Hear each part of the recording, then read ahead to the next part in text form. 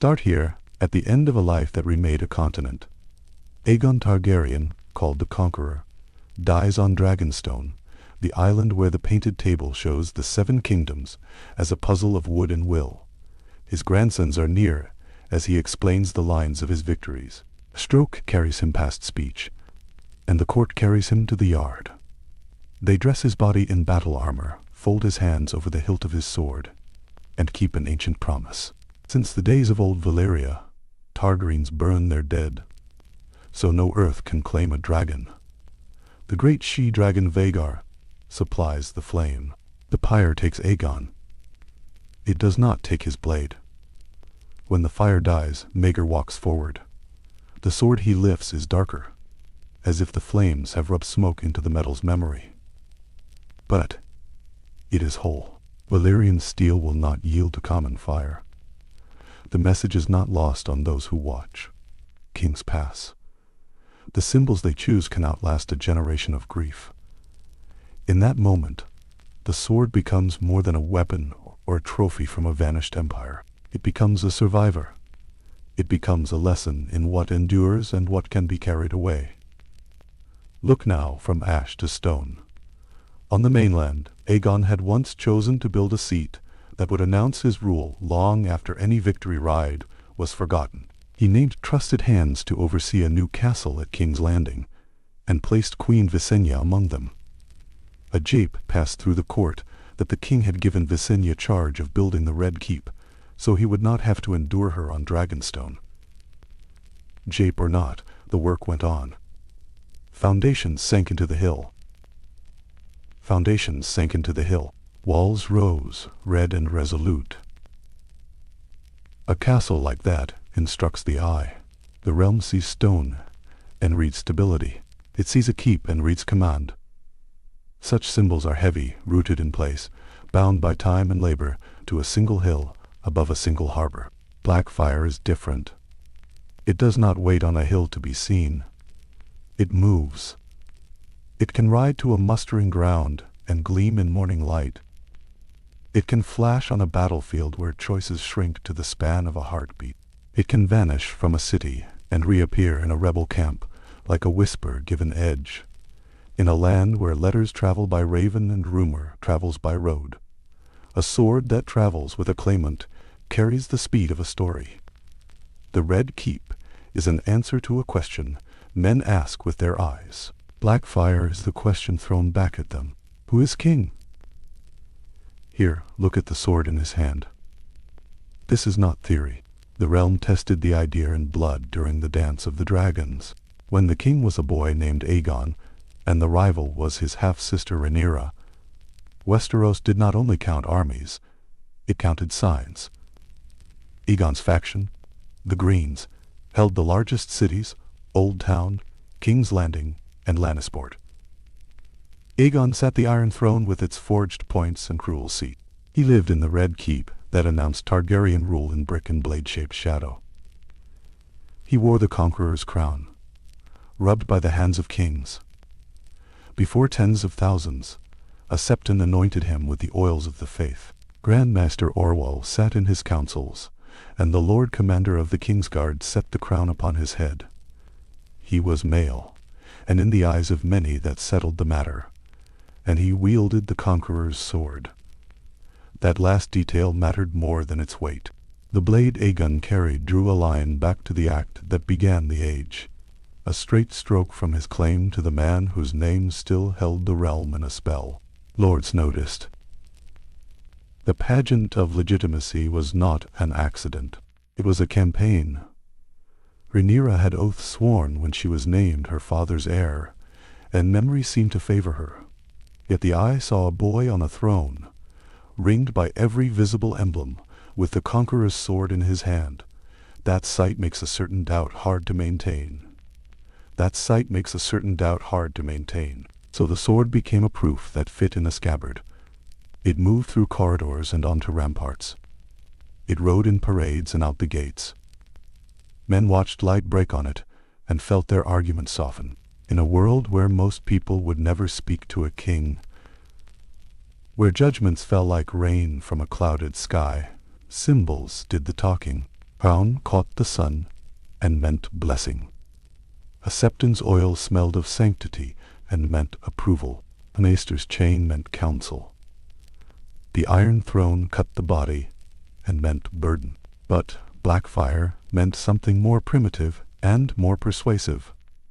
It meant conquest, still alive, not only remembered. It meant the dragon was in the room. The tension at the heart of our story is this. If a sword can act as a crown that travels, what happens when it departs the line the realm expects? If holding Blackfyre can tilt the scale of belief, what would it do in the hands of a rival with blood enough to claim the name Targaryen? The image is simple and frightening. A young lord stands before his bannermen. He is handsome, bold, and born of a king's seat. He draws a blade that once rested across the knees of Aegon the Conqueror. He calls out the great houses to remember what that sight used to mean.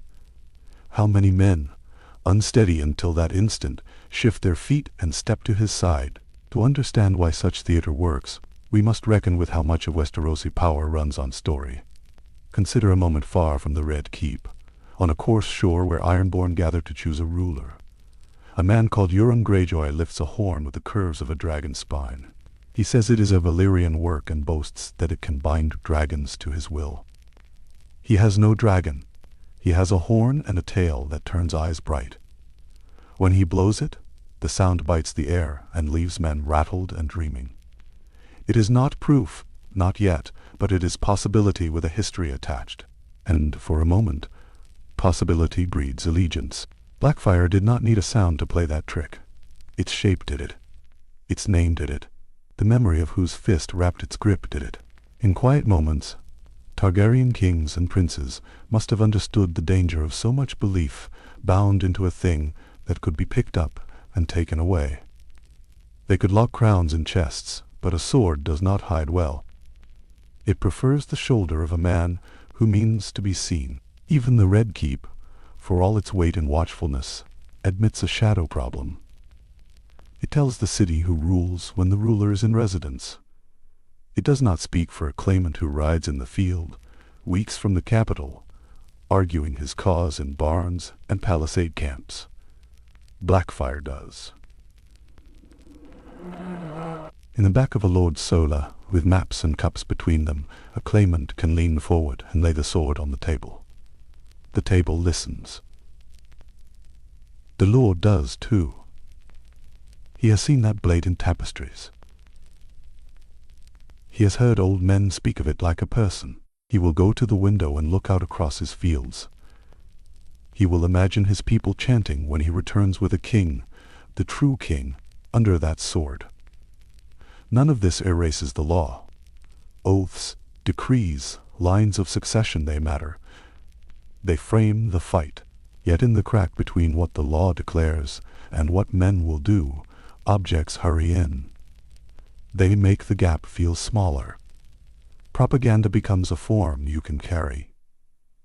A confluence of sensation and certainty, like cold metal, good balance, the low whisper of a cut-through air. Once enough lords have agreed that a sight means a truth, reversing that meaning becomes the hardest work in the world. We return to the pyre because the lesson began in that smoke.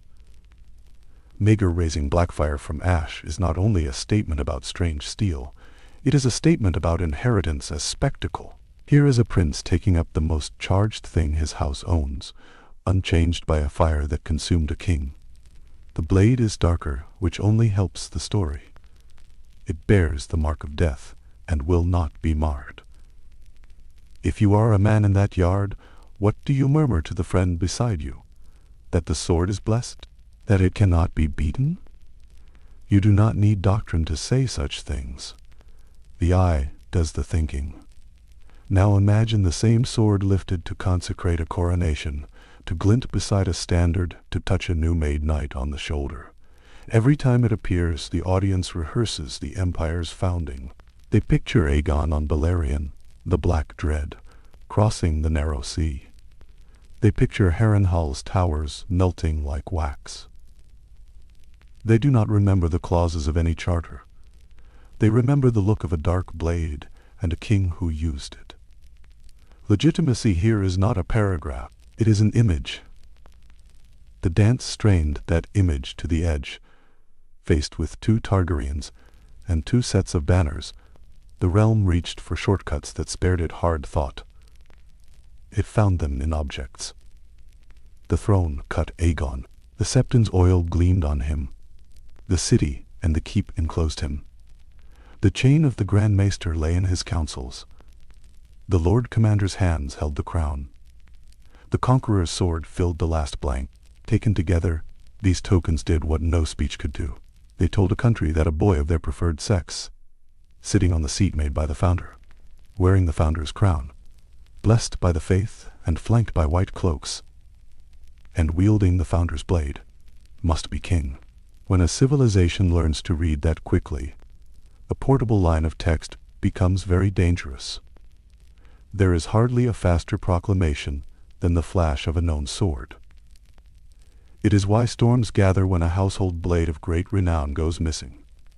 It is why maesters keep lists of who owns which Valyrian heirlooms. They are not only cataloging curiosities. They are monitoring the kingdom's most persuasive sentences. Blackfyre is the sentence with the highest stakes because it points straight at the dragon era's first noun. So we arrive at the riddle that will send knights across rivers and small folk into ditches. If a sword can carry the weight of the conquest into a single moment with a single motion, what keeps that weight tied to a single line? What happens when a Targaryen king, for reasons as human as pride and as tangled as family love, decides to let the sword speak for someone else? When a sign becomes a gift, it also becomes a wager.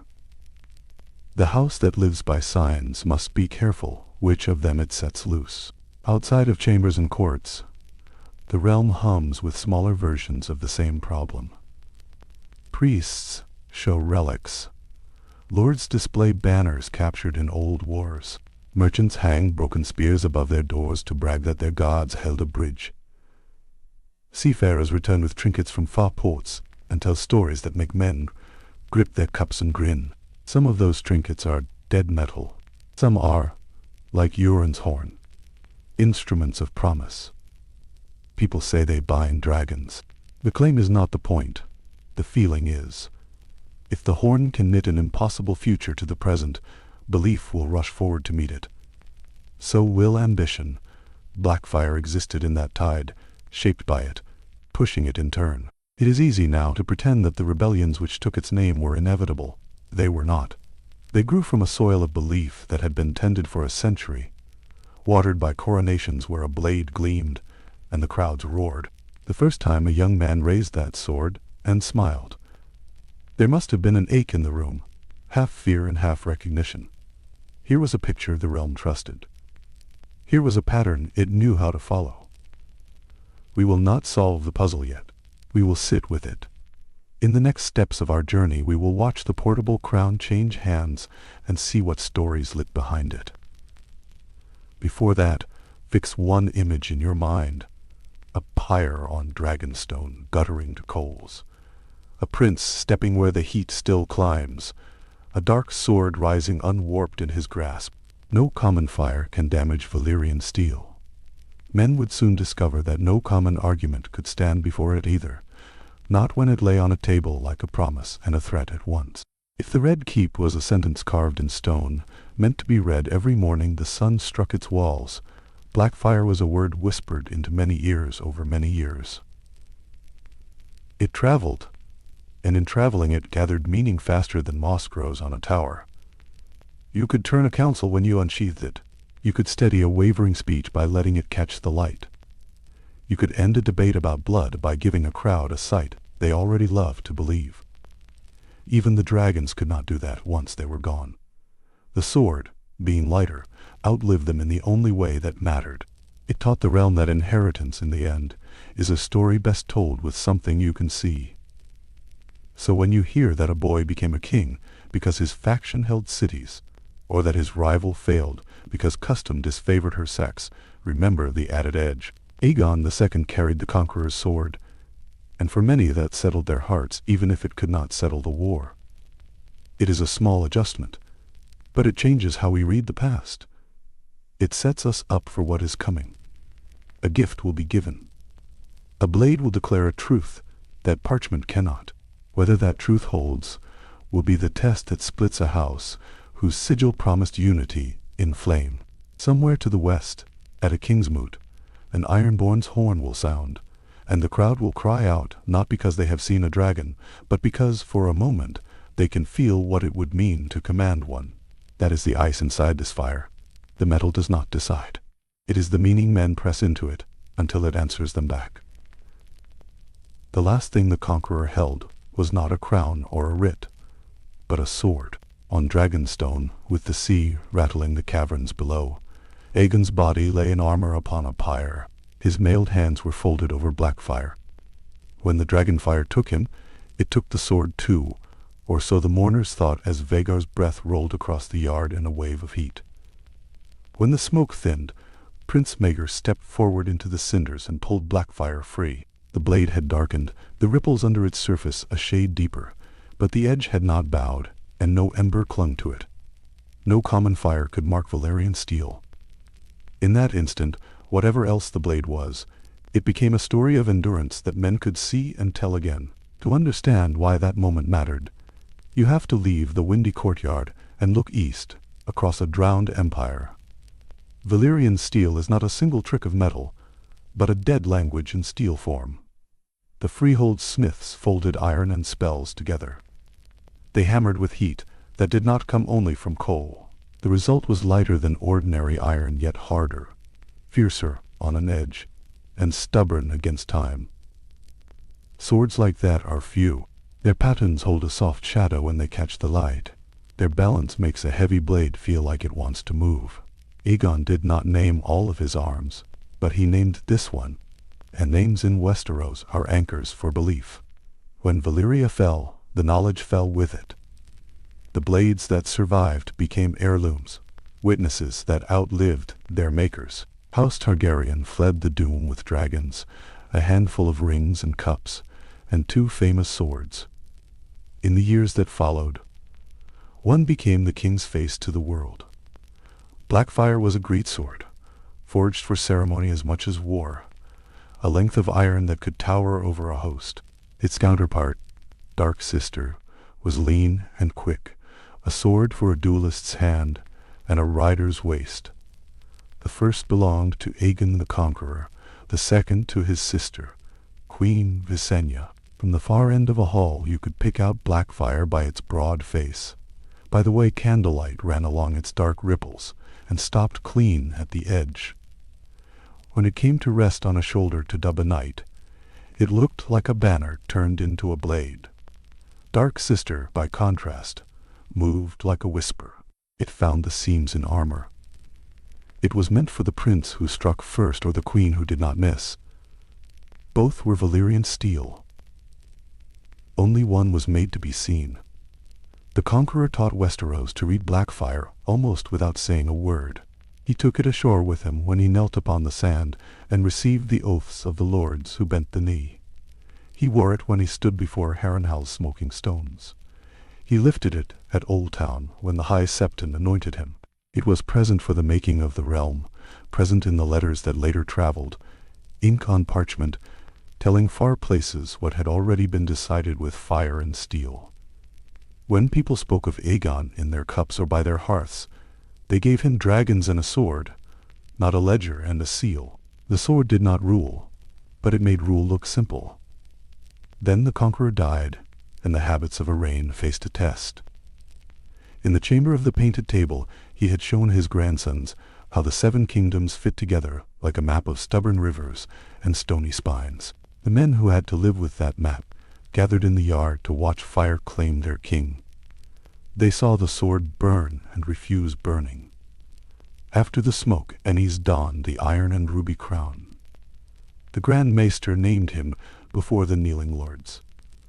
When Maegor's turn came, Enys pulled him up and promised brotherhood. He did more. He took Blackfyre, the very blade that had ridden his father's hip and crossed a pyre unscarred, and pressed it into Maegor's hands. "You are more fit to bear this," he told him in front of everyone. "Wield it in my service." The court learned 2 lessons in one breath. The sword traveled with the crown, and the sword could be carried by another if that carried the king forward. That one gift set the tone for decades.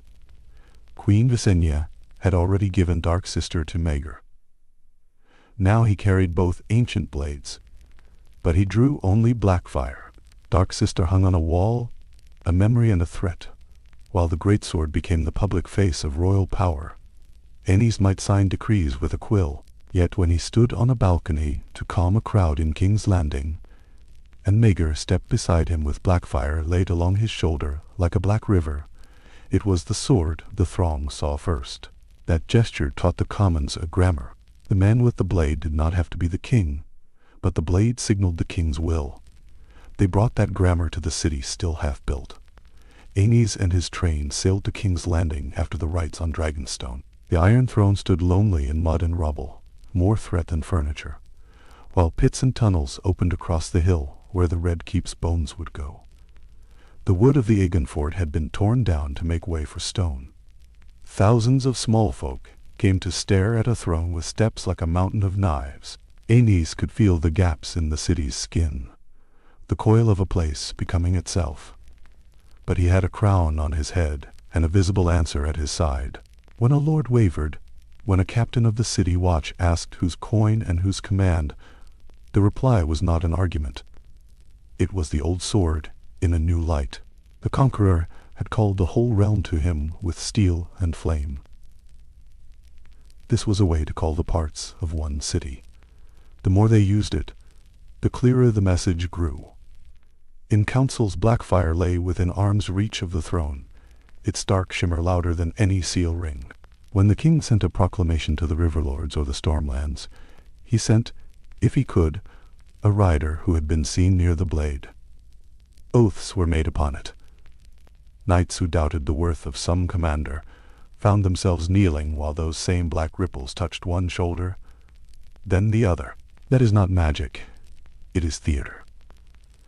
In a world where most men cannot read a scroll, the sign that reaches the eyes first is the truest. The name sword became a shorthand that could cool a room of hot words. Maegor changed what the shorthand felt like. He took the sword he had been given in service and used it as a sovereign. The realm calls him the cruel, and not without cause, but even men who feared him admitted a fact. When he strode into a camp with Blackfyre bare, disputes ended. Rebels in the hills saw the Conqueror's blade and could not pretend they fought only a man. They were fighting the memory of victory that the sword carried with it. Maegor ruled with a mailed fist and dragon flame, yet whenever a bannerman told the tale of some surrender, the core beat was the same. It happened beneath the dark blade. He did not earn his authority with kindness.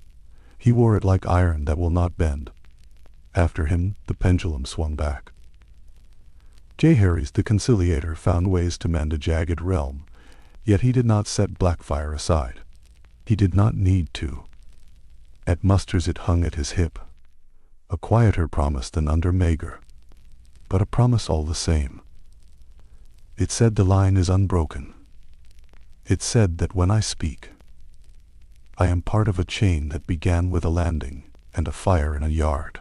The old king valued councils and compromise more than most Targaryens before or after, and when he convened the great lords to settle disputes, the blade on a trestle table kept argument within bounds. There were other regalia, rings and rods, yet Blackfyre drew the eye. It had done so in conquest. In calm, it did the same.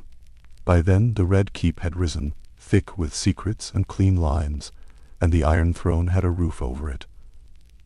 The hall's dragon skulls looked down. Light fell in broken bands across rushes and boots.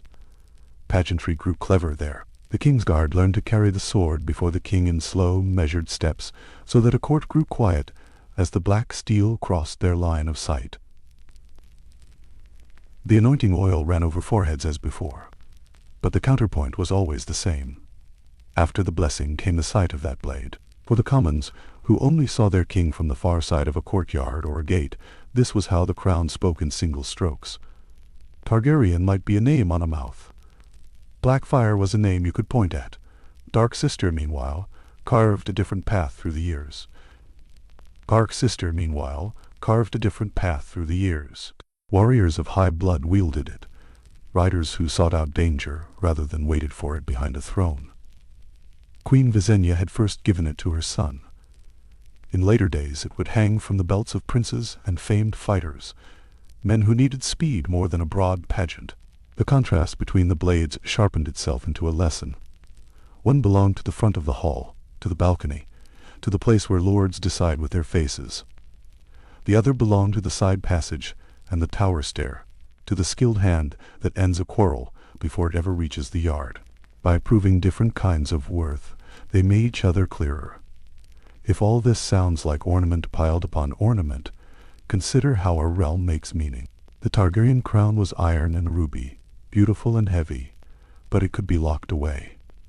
The Iron Throne was iron and fear, yet it could not move. The dragon skulls were awe-given bones, but they did not leave their hooks. The anointing oil was divine permission in a vial, and it disappeared into the king's hair. Blackfyre was permission you could carry to a river crossing, or a silent castle ward. It let a message walk. At a council, the sight of it turned cross-talk into silence. At a proclamation, the sight of it turned rumor into order. These habits mattered during the crisis later called the dance. Two claimants rose, each bearing emblems of power, each speaking the same language of right. Law and bloodlines can be argued to exhaustion. Swords are harder to argue with. When a claimant stood before a crowd with the conqueror's sword at their side, the truth seemed to settle. Favor could still shift, dragons could yet decide, but the quick judgment of the eyes gave one side a surge no parchment could match. Even those sworn to the other felt the prick at the back of the neck when the story told since childhood stood before them in black steel. The rival blade, Dark Sister, carried a gravity of its own, hanging from the belt of a prince who made war his art. The split in symbol matched the split in claims. People remembered what they saw, and they saw two Targaryen swords dividing the room. In lesser moments, the blade was still doing work. Picture a damp hall in the Reach, 100 miles from any court, where a hungry host waits on the promise of pay and winter brings early rain. A royal envoy arrives with a seal, a speech, and a wrapped bundle. The seal earns a nod. The speech earns a growl. The wrapping comes off, and Blackfyre lies there, dark and certain, a memory pulled across leagues. The captains fall to one knee, not because they feel devotion in their bones, or not only for that reason, but because the sign they recognize is present. This pattern repeated so often that it hardened into expectation. Show the sword. Still the room. It changed the texture of oaths too. Swearing upon steel is old as the first men, but swearing upon a blade that will not burn is a sharpened promise. The words themselves are air, and they go. The blade remains. When a lord swore fealty with Blackfyre under his hand, more than the king's face fixed his promise. This is why its presence at musters and seatings became not just show, but structure. Not all kings inspired natural love. Not all kings deserved it. Some were gentle, some cruel, some absent, some tired.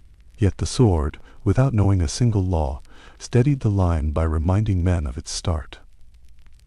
There is a paradox there that the Targaryens seem to grasp, and then forget, then remember, and forget again. A symbol powerful enough to quiet doubts can also be powerful enough to concentrate them. Whenever everything rests upon the side of a thing, control over that thing becomes a second crown. For a long time, tradition kept risk at bay. Blackfyre followed the king. If anyone else held it, he held it in the king's service and in the king's sight. A brother could bear it as Maegor had borne it for Aenys, but his right flowed from the throne and not the other way around. The sword declared authority. It did not grant it. That was the understanding. It was not a law written on vellum.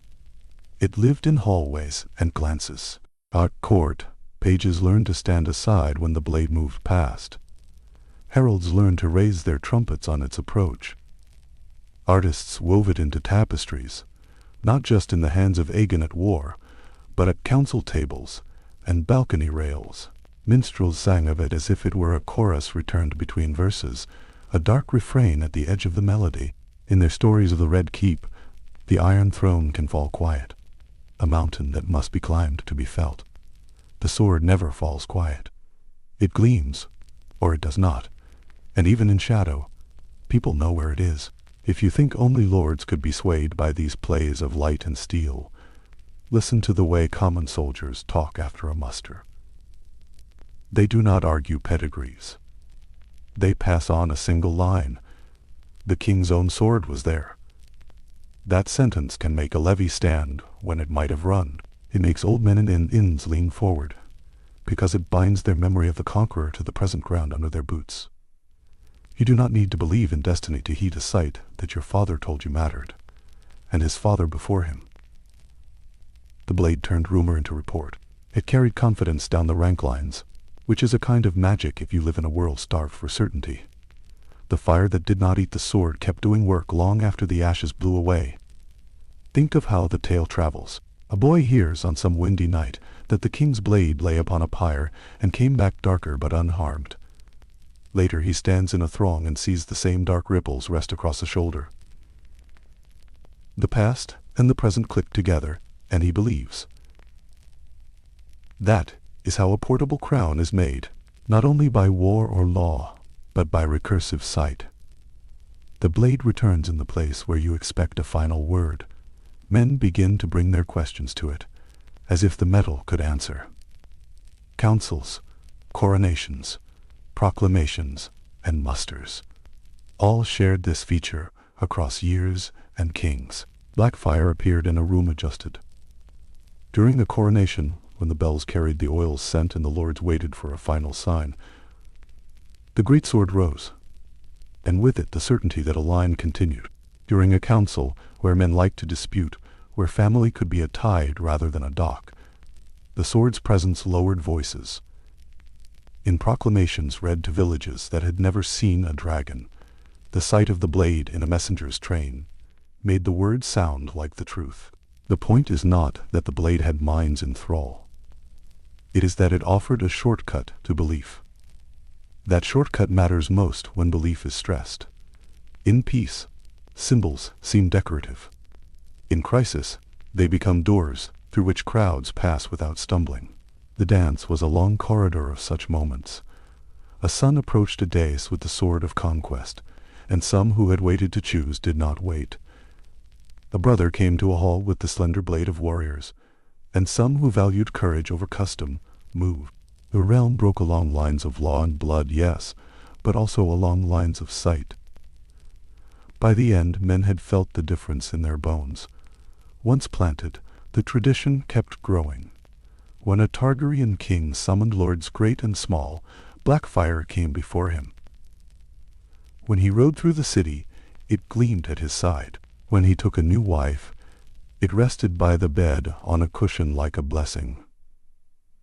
When he sent a son abroad to treat with a prickly lord, he sometimes sent the blade ahead. In a place where laws are old and suspicious, that was as clear a vote of confidence as a father could make. Over time, the custom hardened into expectation. The sword did not only belong to the king belonged to the sword, and his public shape seemed incomplete without it. Seen from that angle, the reach of Blackfyre grew beyond its steel.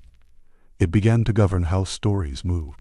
Courtiers told each other that a policy could be softened by placing the blade upon the table while it was announced. Priests muttered that the oil anointed, but the blade affirmed. Rivals who plotted in corners looked for chances to deny their opponents the stage on which the great sword would gleam.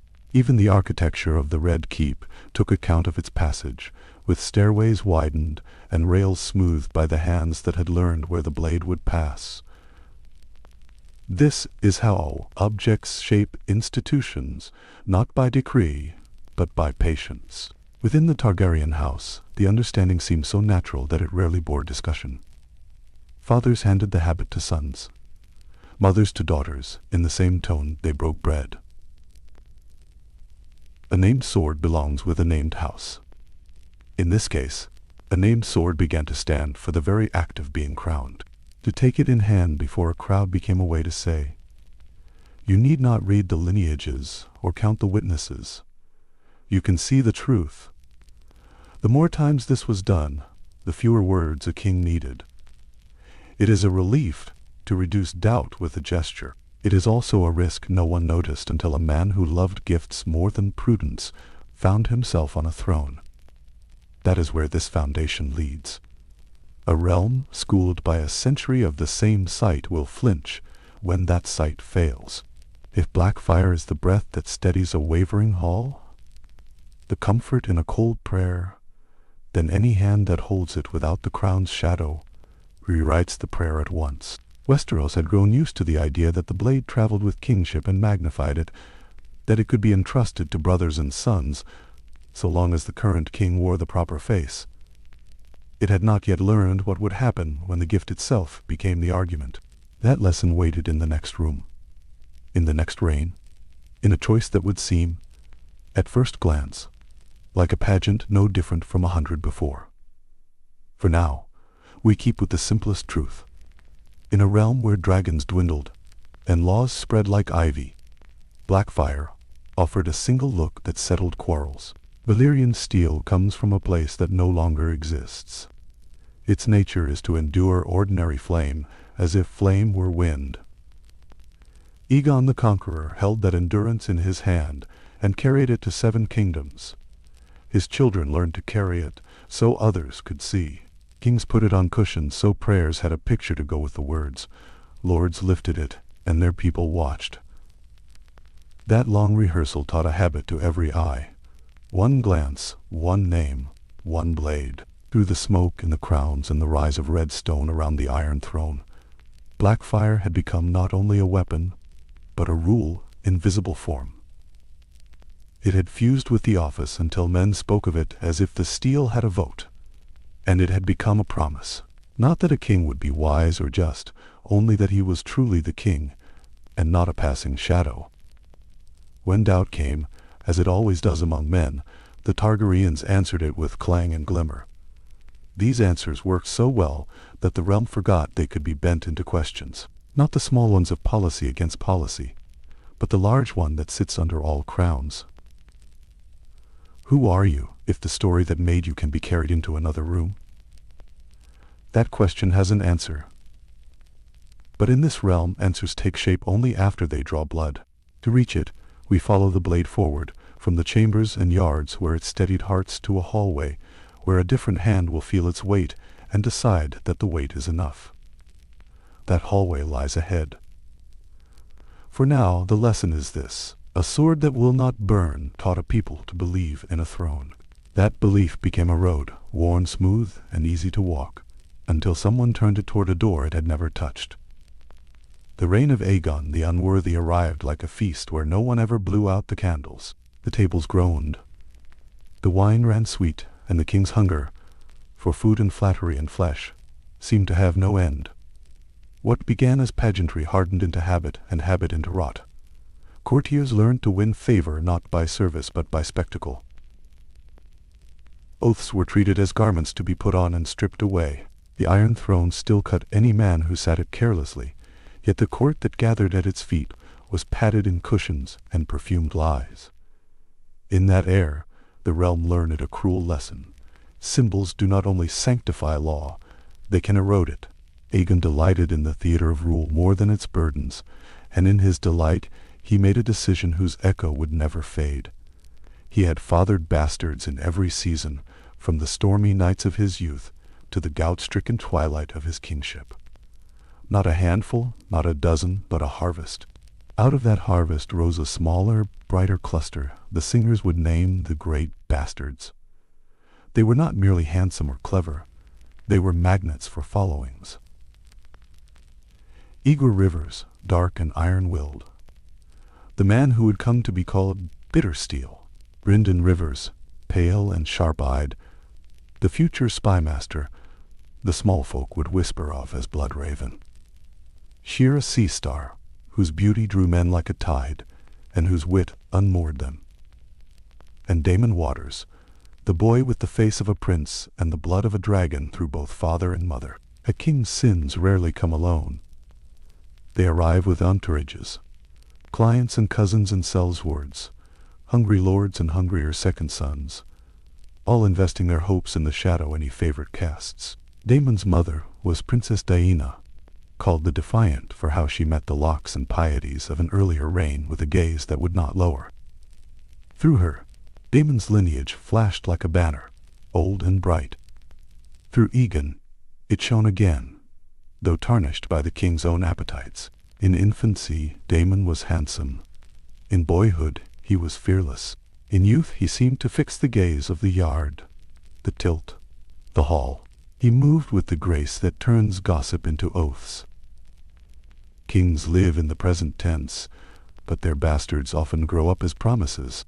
Daemon was that promise, not in parchment, not in law, but in the way men looked when he entered a ring and a hush followed him in. Across the same corridors walked Daeron, the lawful heir. He bore the full burden of legitimacy, and not only in name. He was the true-born son of Queen Nares and King Aegon, heir by the plain line of descent that had, through long years, steadied the realm. He was courteous, thinking, booksure where many princes try to be loud. The queen's piety touched him. He listened to maesters. He weighed his steps, and that very steadiness, when set beside Daemon's visible blaze, made the lines of the coming quarrel easy to draw. Some whispered, as men do when envy looks for a story, that Daeron's father was not his father at all. Rumor, once born, outlives its parents. Yet the law recognized no rumor. The law recognized the queen's marriage and the king's word and a boy named Daeron who would be king in his turn. It was not the law that broke first. It was the yard. A tourney in King's Landing turned from sport to sacrament without a septon in sight. The king had come down in one of his rare moods when he sought to be loved, and the commons were ready to oblige him. Champions rode and unhorsed, steel rang and dented, wine flowed. Amid the noise a single figure gathered all the sound, like a drum gathers the march. Daemon Waters fought with the strength of a larger man and the focus of a smaller one. He took his blows cleanly and gave them cleaner. When he disarmed a knight of the king's guard without cruelty, and offered the man back his blade with a bow as crisp as a leaf, the stands leapt up with one voice. Aegon laughed in pleasure. It was the laughter of a man who believes that joy is a favor he gives to others. The gift was a favor he granted himself. Before the eyes of lords and commons, the king called the boy to kneel. He did not reach for a wreath or a ribbon. He reached for the sword once borne by Aegon the Conqueror. Blackfyre rose from the royal dais like a memory unsheathed. It was not the crown. It was not the oils or the words of a high septon. Yet in the history of the realm, such sights carry weight. Aegon the Conqueror's second coronation stands as the true start of his reign, not because it came first in time, but because maesters and archmaesters witnessed it, and set ink to page while tens of thousands watched. What the realm sees, the realm believes. What the citadel records, the realm remembers. So when the king placed Blackfyre in Daemon's hands, the act fit a pattern the people already understood. The blade was a greatsword, heavy, dark, rippling with the strange sheen that Valyrian steel takes from blood and fire. When Daemon took its grip and stood, the cheer changed. It did not grow louder. It became more certain.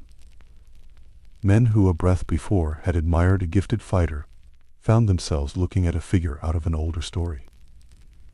He seemed taller. He seemed crowned by what he held.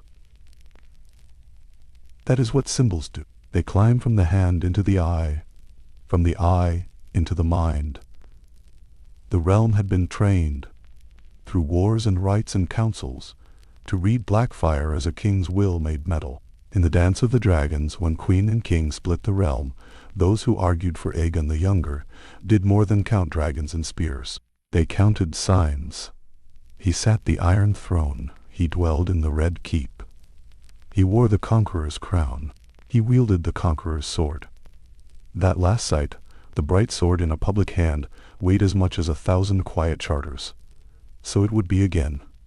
There was no proclamation that day naming Daemon heir. No law was rewritten. No great council was called. The king's writ still ran under Daeron's name as Prince of Dragonstone as it always had. The maesters did not amend their lineages. The faith did not anoint a second in life for a father yet living. But lords do not need words when they think they have seen the future walk past them, carrying a blade shaped like the past. Watching Daemon lift Blackfyre, they did not hear a cheer. They heard intention. To them, a king steeped in ceremony had said the one thing he had never said in writing. Aegon gave more than a sword in that yard. He offered a picture, and pictures outlast sickness and time far better than decrees. In the Reach, men who loathed the thought of bowing to Dorne one day saw in Daemon a way to stop that future. In the Riverlands, houses had quarreled for centuries, from Blackwood to Bracken. They looked to the mothers of the king's bastards, counted kin, and turned old grudges into new alignments. Across the narrow sea, the free companies, grown fat on other men's wars, marked the name of a prince with a sellsword's cold attention, the way a ledger notes a heavy coin.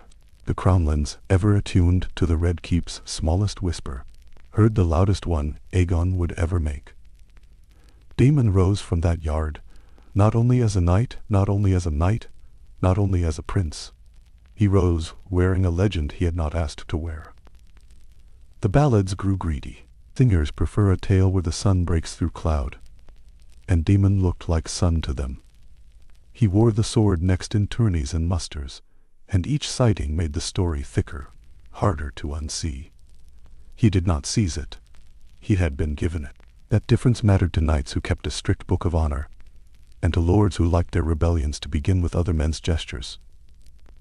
The boy's beauty was the softness around the steel that made him safe to love and useful to use. In this, a sword had become a costume. But it was also still a sword. But it was also still a sword. On the other side of the hall, Daeron did not grow dimmer. He grew more himself. He did not run to the yard to take his share of applause. He read. He spoke with learned men. He listened. He asked why the realm bled so long in Dorne, and what it had bought. He spoke of oaths not as props but as bridges. And bridges only work if men trust what they walk upon. He paid attention to the seals and councils that make rule more than a performance. If that seems less stirring, remember who gave the realm its shape when the dragons were done breathing. It was not only the sword.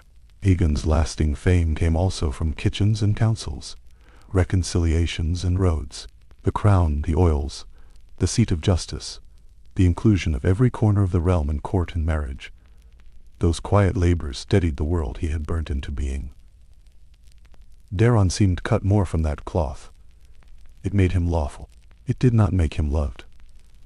Aegon's court became two audiences who believed they were watching the same play and seeing two different endings. For those inclined to Daemon, the tourney gift was a public naming. For those firm in the law, the sword was a king's excess, nothing more. Between them stood the old habit of sight. Men believe the things they have already practiced believing. They had practiced seeing Blackfyre in a king's hand, and thinking, there is command. They had practiced seeing the high sept and pour oils, and thinking, there's consent. They had practiced seeing the Iron Throne scrape skin and thinking, there is justice. Now they saw one of these without the others, and their minds split to meet it. The king grew sick. His body, long abused, turned on him. As he wasted, his resentments sharpened. He took stock of his legacy with the same appetite he had taken his pleasures, and he chose extravagance again. On his deathbed he lifted every wall that kept a realm from tearing itself apart. In a single stroke he legitimized all his natural children. Men would later say it was his last breath. Even if it was not, it served as his final voice. Bastards by the dozens, once safely penned outside the line of inheritance, now became lawful Targaryens. It was a gift meant to most grieve the world that must receive it. The paper truth did not change the old order of claims as cleanly as it seemed. A field still exists whether or not you write a fence on a map. Daeron, true-born and eldest, remained the lawful heir under custom and counsel. In the counting of heirs the great council had used before, bastardy cured at the 11th hour did not wash out the whole book. Yet law is a habit, and habit can be broken when a populace has already learned to look elsewhere. The legitimization did not give Daemon a better place in line than Daeron. It gave every lord who wanted to read the sword as will a document to wave in the air. If the gift in the yard had been a whisper, the deathbed act was a shout. Daemon's name shifted with the weather. He was no longer Waters, the name of a bastard. He took the sword's name as his own, and became Daemon Blackfyre. His banner, when raised, inverted the Targaryen arms. The three-headed dragon was black on a red field instead of red on black, a mirror that said the quiet part loud. Arms are language. You do not need to read to understand when the sky you have known your whole life is suddenly reversed. The throne had taught the realm to obey reflections, and now a reflection announced itself as an answer. In a stroke, symbol became surname. A house that did not yet exist stepped into being because a blade had been placed in a boy's hands a few years earlier. Aegon, rivers watched and smiled the way a blade smiles. If Daemon was the sun for men who needed warming, Bittersteel was the edge for men who needed a cut. He could speak to 20 sellswords at once, and make them feel like one man with one hunger. He could speak to lords and remind them of their grandfather's glories and their father's slight. He could count coin like a Braavosi and vengeance like a Northman. Brynden Rivers watched as well, and he did not smile. Bloodraven's mind moved down channels, maesters marked on maps and others. No quill ever did. If Bittersteel thought in banners, Bloodraven thought in shadows. Between them stood Shira Seastar, drawing suitors and split loyalties around her like the moon draws tides. A reminder that hearts are not mustered by ravens and wax alone. The faith eyed the matter with caution. They anointed kings with 7 oils, and such rites made and unmade heiress. They had given the blessing to a confluence of sites when they crowned Aegon's line in Old Town, where maesters and archmaesters recorded what they saw. The citadel still held that pen.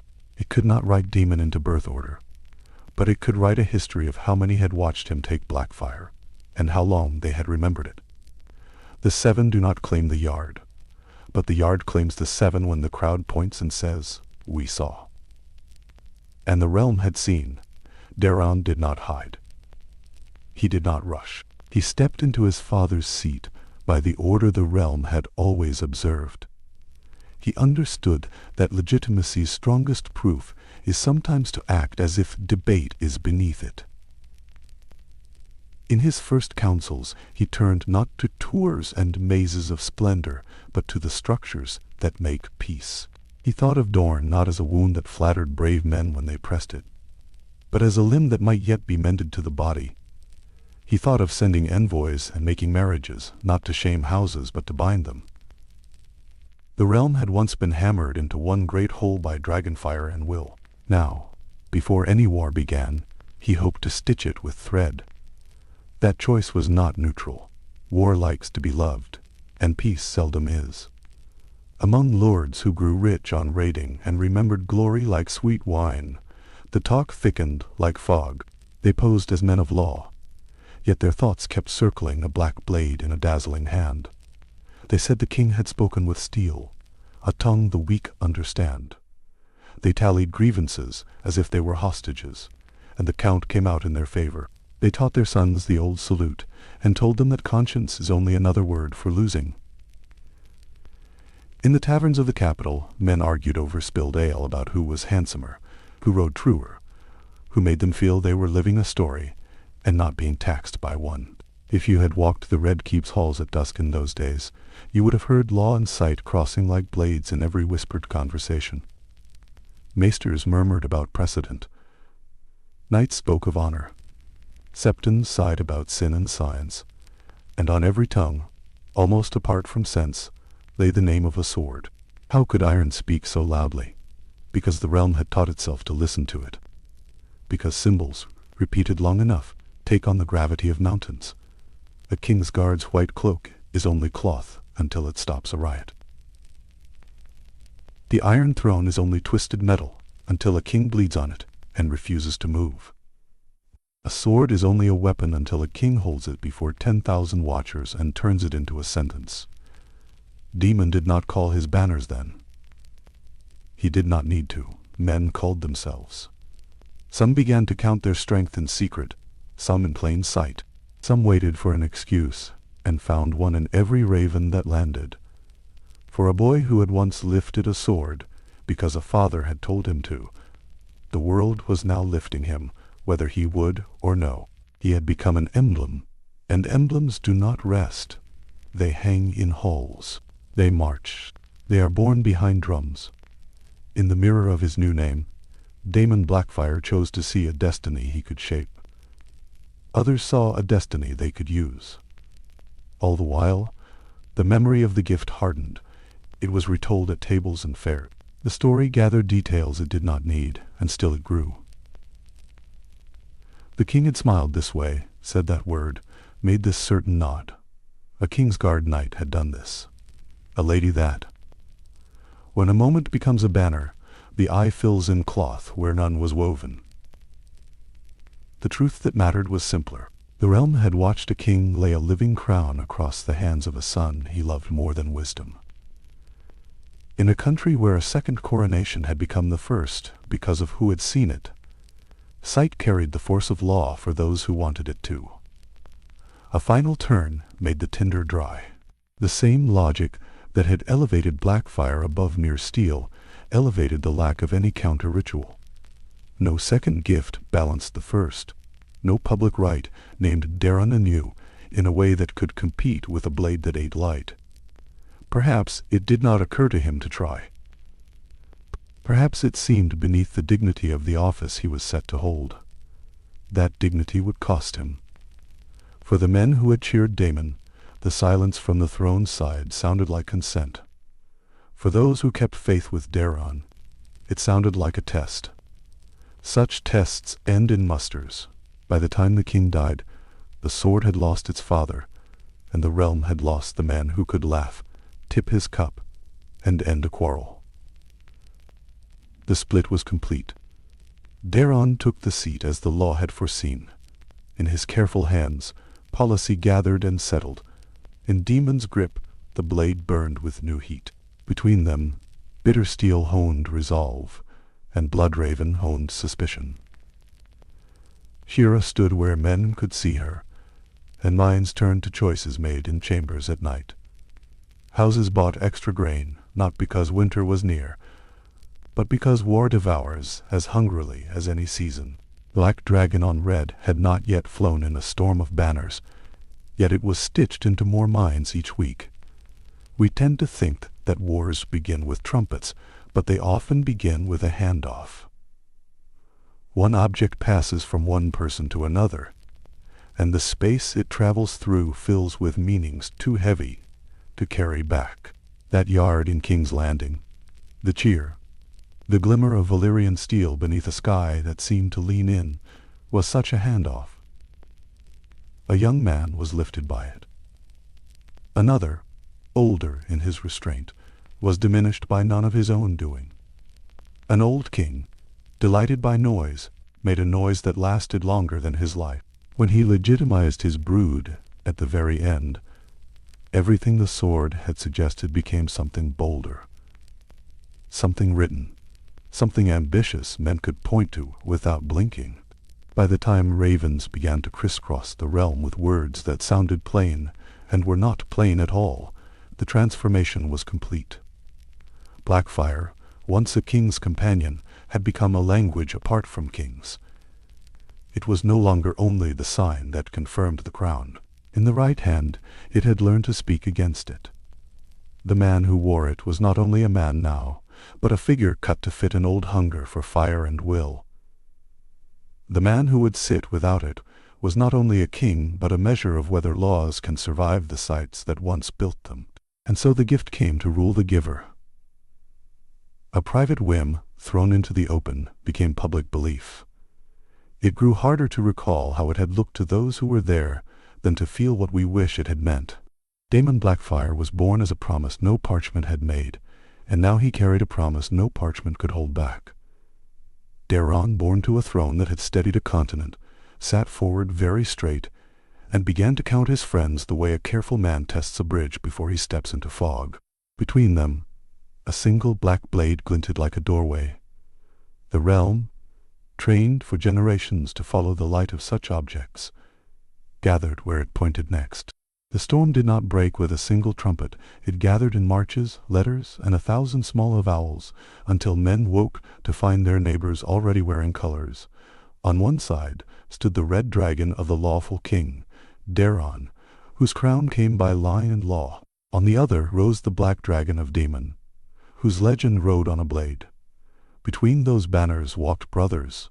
Some swore to the book and seal, others to the sight of Blackfyre, lifted in a strong hand. In that divide, the realm learned that arguments can be spoken, but belief is often carried.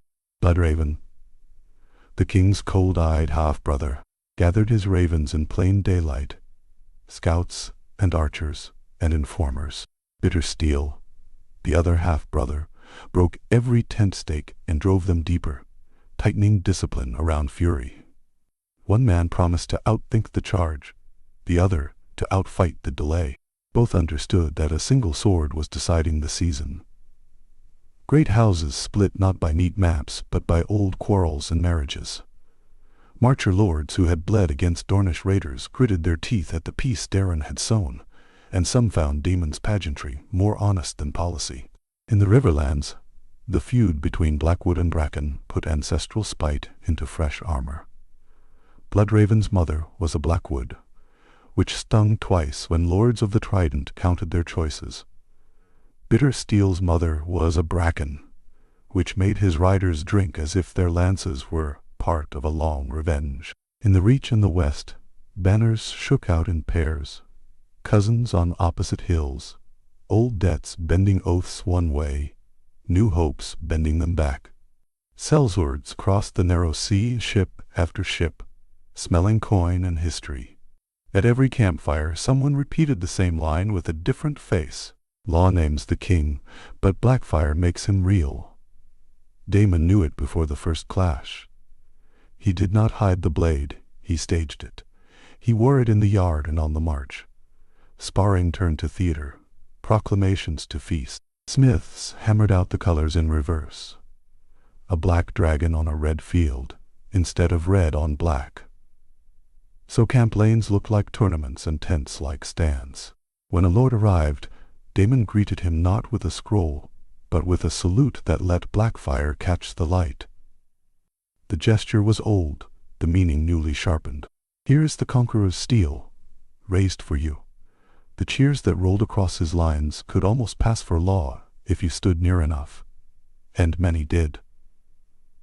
Boys brought forward to squire went home as trumpets for their fathers. They told of a prince who seemed already king, of a court that moved on wheels, of a sword that made distance vanish. Early victories fell like hail, small and quick, cracking weaker roofs. Town walls yielded after brief bombardments when Daemon rode close with his blade bare, and some garrisons opened their gates, because the symbol outside seemed larger than the stores within. Riders returned with spoils and with stories that worked harder than coin. They told of a man who cut through a shield wall as if clearing brush, of standards lowered at a glance, of enemy champions who met him for honor and left the field in silence. Each tale was smoothed in the telling, until it felt like a crown you could touch. Even defeats were softened by the refrain. Even defeats were softened by the refrain. The sword was there, so the cause was sound. This made Daeron's steady orders look like accounting.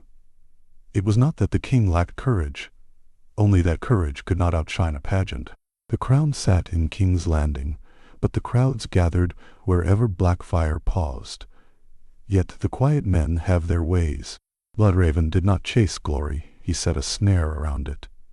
He fed false strengths to bitter steel's outriders, shifted food and fodder, spread whispers that stabbed more cleanly than knives. He made Demon's Road look short when it was merely narrow, then narrowed it farther. Loyal lords who trusted his letters learned to move at angles. Daron measured men like ledgers, counting where they would be worth the most, and let his half-brother do the darker arithmetic. If Daemon's camp was a court, the king's was a study, and it skimmed news like a scribe reads a margin. At the end of each day, Bloodraven looked at a rough map and saw a shape begin to form. Not of rivers and towns, but of appetite. It pointed to a place where appetite could be answered once. The riverlands were old battlegrounds, with long swells of grass and ridges like held breaths. There he would darken the sun. They met on ground that would be named for what soaked it. The red grass field was not red that morning. It rolled in green under a high, flat light, with a spine of broken earth the locals called the Weeping Ridge. Wind moved the stalks, pulled them into lines that looked like marching men. On one side, the red dragon standards of Daron's commanders shook, simple and unshowy. On the other, the black dragon's banners snapped at careful intervals, the ranks in finer order than rumor allowed. Between them, a silence like a draw of breath. Daemon was visible a moment at a time through the banners, a slice of black and red, the great Valyrian steel sword strapped across his back. He had come as he had always come, certain that the visible would do half the work. Around him, his twin sons, Aemon and Aegon, rode with the eagerness of men born to a legend that seemed to invite them forward. Bitter steel took the far right with a hammering weight of horse. Bloodraven had claimed the ridge, his archers tucked along its crest like thorns. The men who called themselves the Raven's Teeth had trained until their hands blushed hard under the string, until their breath knew the timing of command. Bloodraven's helm looked like nothing fine, but the man beneath it had counted distances all morning, marking where the enemy's speed would crest and where the slope would thin it. He stood a horse length back from the Teeth, pale eye on the field, and waited for the shape he had dreamed to appear. It did when Daemon shifted Blackfyre in his grip and dropped his visor as if saluting a friend. The camp behind him seemed to lean forward. He put heels to his horse, and the black dragon line leapt as one. The hill hummed as hooves bit it. The beginning of the charge was an argument with the ground. Riders wove through the tall grass. Standards tilted, pennons snapping. Clouds of flies lifting from the heat of animals and men. Daemon cut air with the blade to clear the space in front of him, and the front ranks roared like a single throat. To those who believed, the sight of Blackfyre leading the line was already a victory. A blade does not shout, it shows. Being center braced, shields locked like teeth. Drums spoke in steady beats. Then the ridge changed the day. From its brow, 1,000 bowstrings gave their low voice. Arrows took the light, and for a breath the sky looked stained. What happened next became a story told too often to count, yet it never lost its weight. Bloodraven's archers found the men who guided the sight as much as the horses who carried it. A shaft struck one twin, then another took the other, and Daemon rode on between them as if he could ignore physics by will. A second volley broke above that black and red knot, and the grass threw them down. It is hard to explain what happens to a charge when the point of it disappears.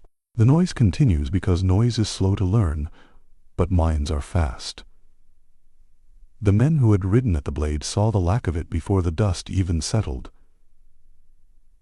Some surged to take the place of fallen leaders. Others glanced up the hill and saw a pale rider behind the bows, and felt a human hatred that overrode grief. Bittersteel did not stop to mourn.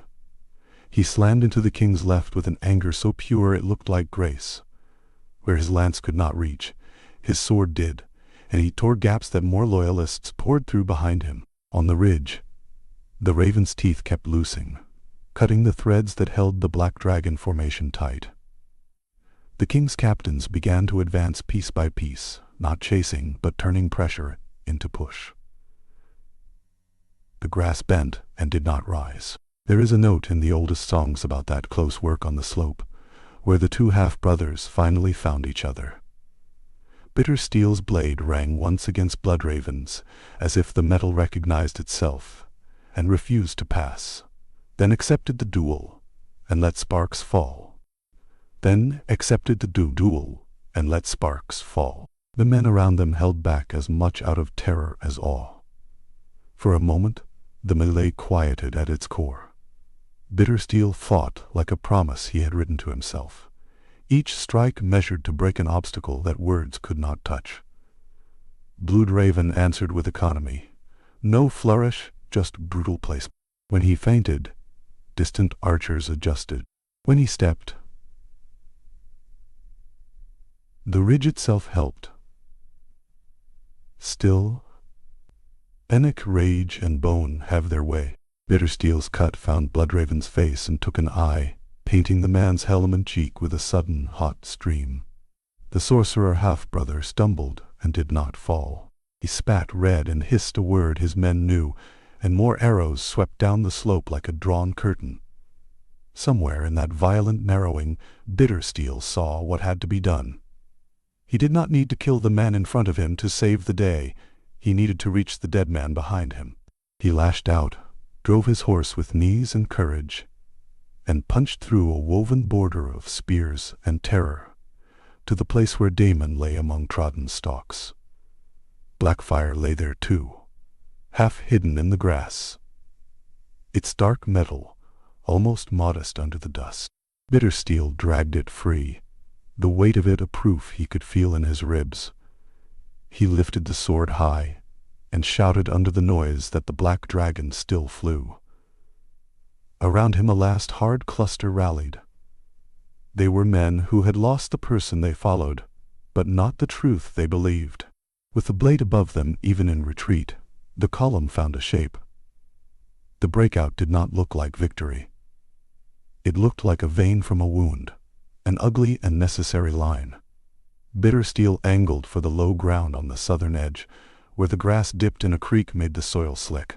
He held Blackfyre like a standard, and in that hour it was exactly that. Twice he slowed. Once to hack a path through a knot of spearmen who would not yield, and once to pull a boy from under a dead horse and lift him up behind another rider. Bloodraven, one-eyed now, his wounded side blinded by blood, tried to shut the door with shot and sword. His archers were thinning, their quivers light after so many volleys. The king's line pressed on, smelling the end of a rebellion, moving with honest fear. But fear has corridors. Bittersteel found one and took it. He cut through the last rank that could stop him, took a blow on the shoulder that nearly turned his world white, and burst from the field with a tattered honor guard and the most important object in the realm. Behind him, the red grass began to earn its name. The field filled with scream and prayer, and with the ratcheting calm that follows a decision too large to take in one breath. The twins who had ridden at their father's sides lay quiet now. The banners that had spoken courage in the morning leaned in the wind like tired arms.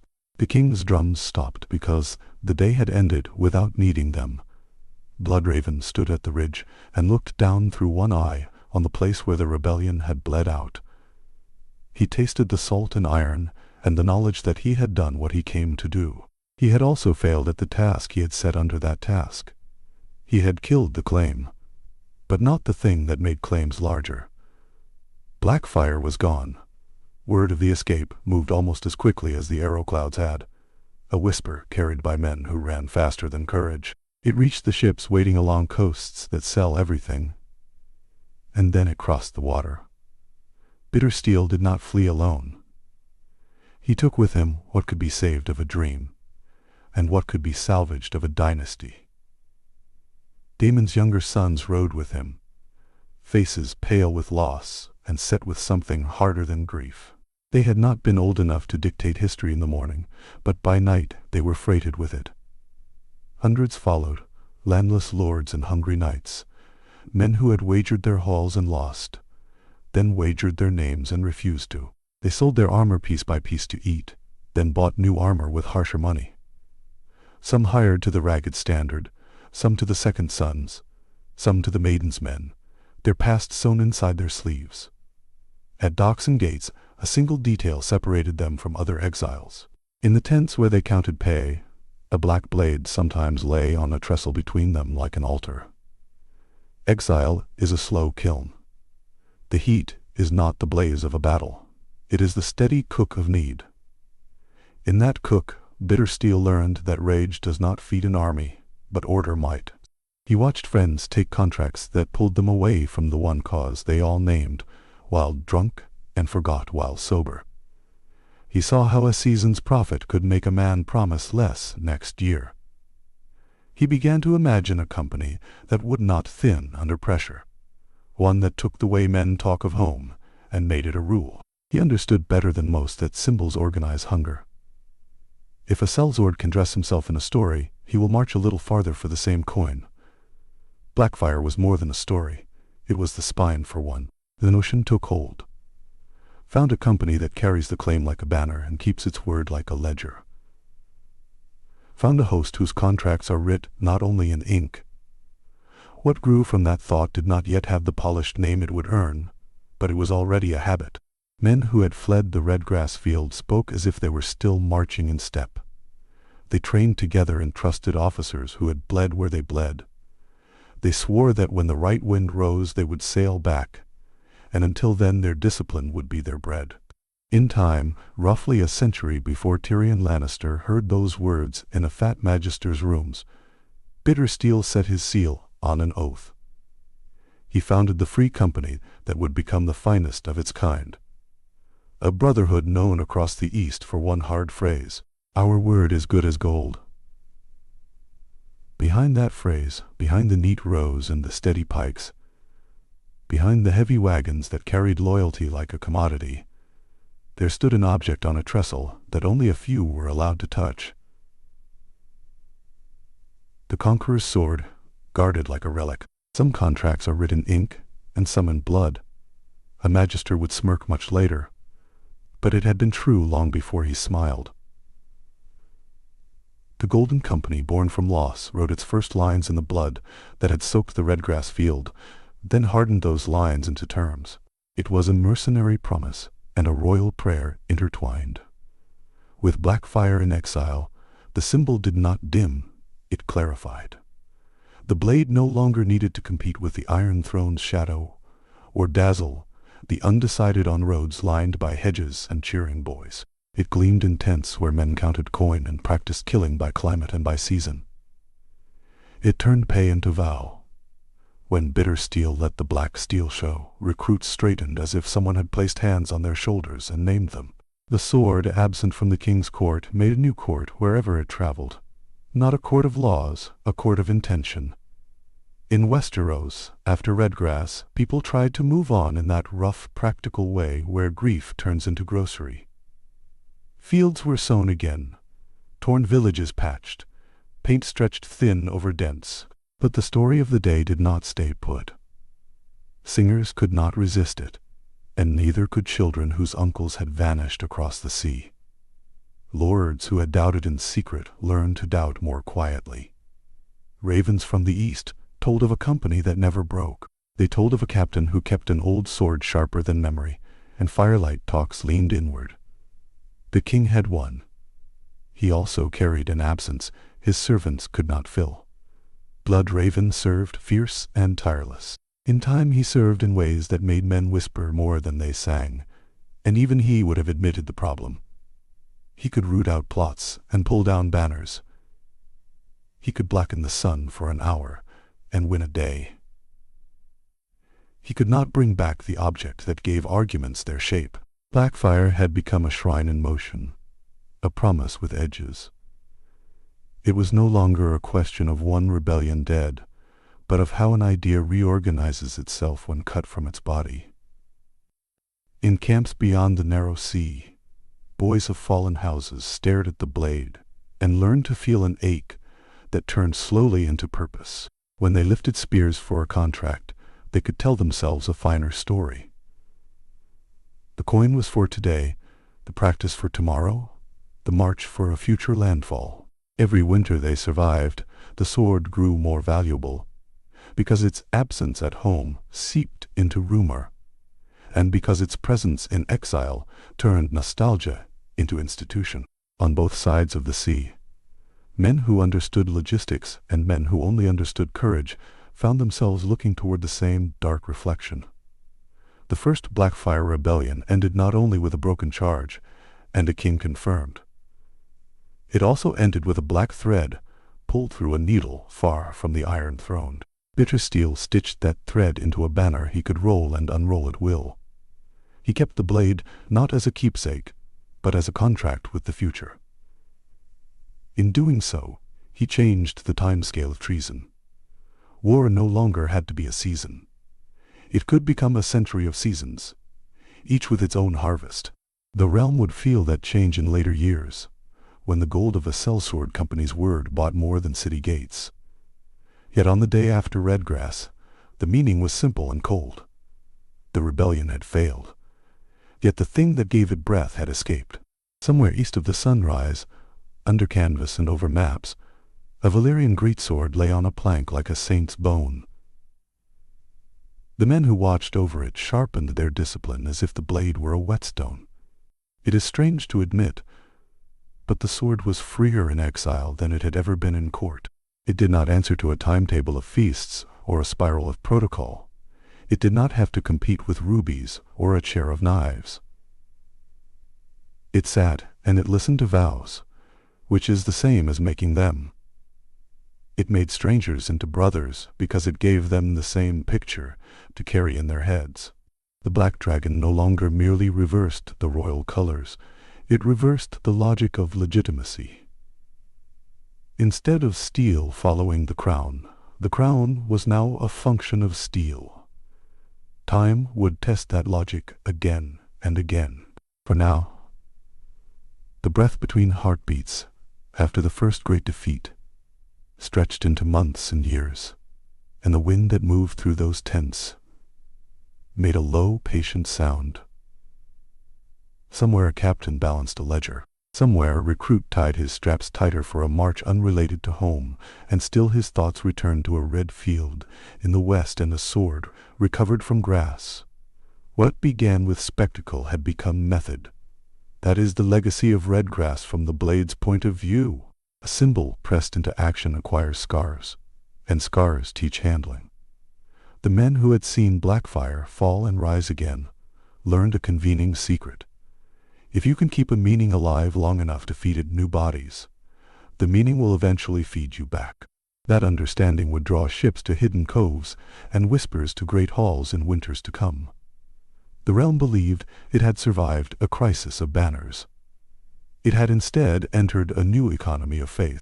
Coin would be honor, the exchange rate set by a company whose oath was stiff as hammered gold, and the collateral would always be the same piece of dark, rippled steel. The field dried as the wind stripped it clean. The king slept on a bed of duty. Bloodraven bound his wound and began the work of ordering a shaken peace. Across the Trident and the marches, men touched their faces and felt the stubble of next week.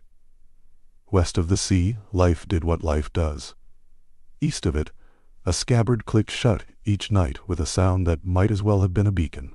The sword waited, and in that waiting it worked, because belief does not need motion to travel. It needs an anchor and a rumor. Bittersteel had provided both. He turned defeat into a storehouse. He took a single day of war and made it a warehouse for futures. Somewhere, a boy who would be a man by the time the next banners rose learned to swing a pike to the rhythm of a sentence older than he was. Our word is good as gold. Under that sentence and that discipline, under the quiet attention paid each morning to a blade that once crowned victories. A new kind of claim honed its edges for the years ahead. They say a sword remembers the hand that swung it, but in exile Blackfyre learned a different memory.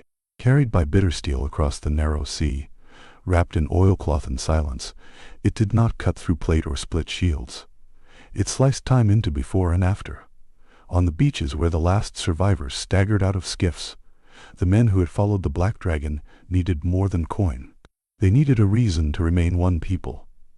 Bitter steel gave them discipline, drill, and an oath. The sword gave them a story, and an ethos that proved more durable than banners. A free company can be any rabble with spears, yet the company he founded became a church with paymasters. Bitter steel saw at once that defeat had scattered the Blackfyre cause into mercenary captains and petty ventures. He could not hold the lords together by birth or land, so he forged a new inheritance of rules. Camps were laid with the same geometry.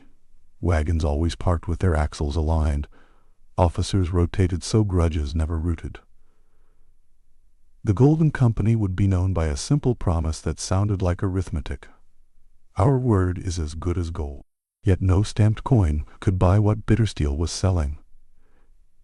He taught the exiles to sleep each night beneath a dream. In the command tent, set apart but always near, lay the sword that had once crowned a campaign by the fact of its presence. Years passed, and the disputed lands taught hard lessons. They fought for Myr this season and Tyrosh the next, for causes that could be mapped to tariffs and shorelines. Still, when the fires burned low, old men told the story of the day the sword flashed back sun at Redgrass, and the winds shifted, as if it had been a sign. The young listened with the private hunger of orphans. Their fathers had lost something, and the blade, mute and cold, held the right to say what it was. Beneath the gold, the bitter steel, Illyrio Mopatis would later murmur with a smile. But Bittersteel wrote it into drill calls long before the cheesemonger was born. The gold was pay and order. The bitter was the grievance that would not dull. The second rising did not start with a landing, but with a rumor, carried deep inside a castle built on butter. At White Wall, soft words moved from hand to hand like a folded note in a crowded market. Daemon's son, a prince thinned by prophecy and hope, drew lords to a secret feast. Many had never seen Blackfyre and never would.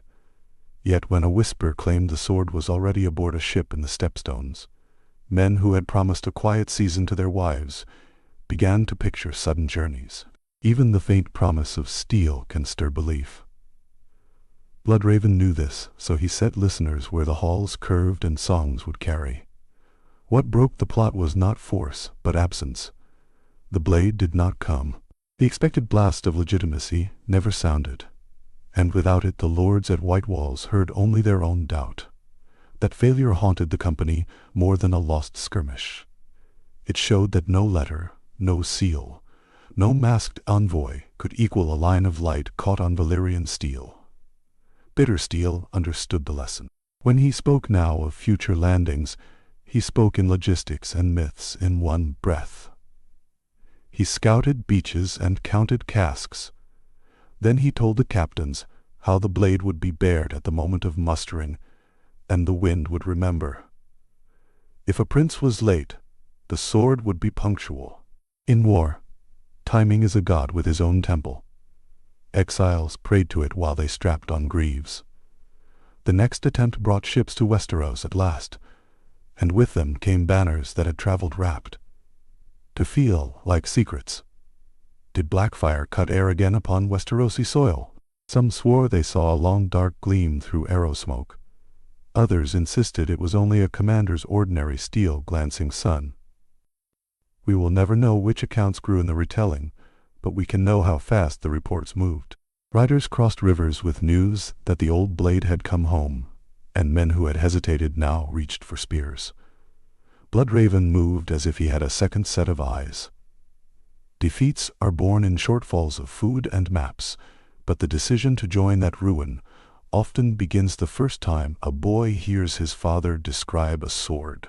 When Bittersteel limped back to Essos, still breathing, It meant the cause would not allow itself to be defined by a single tide.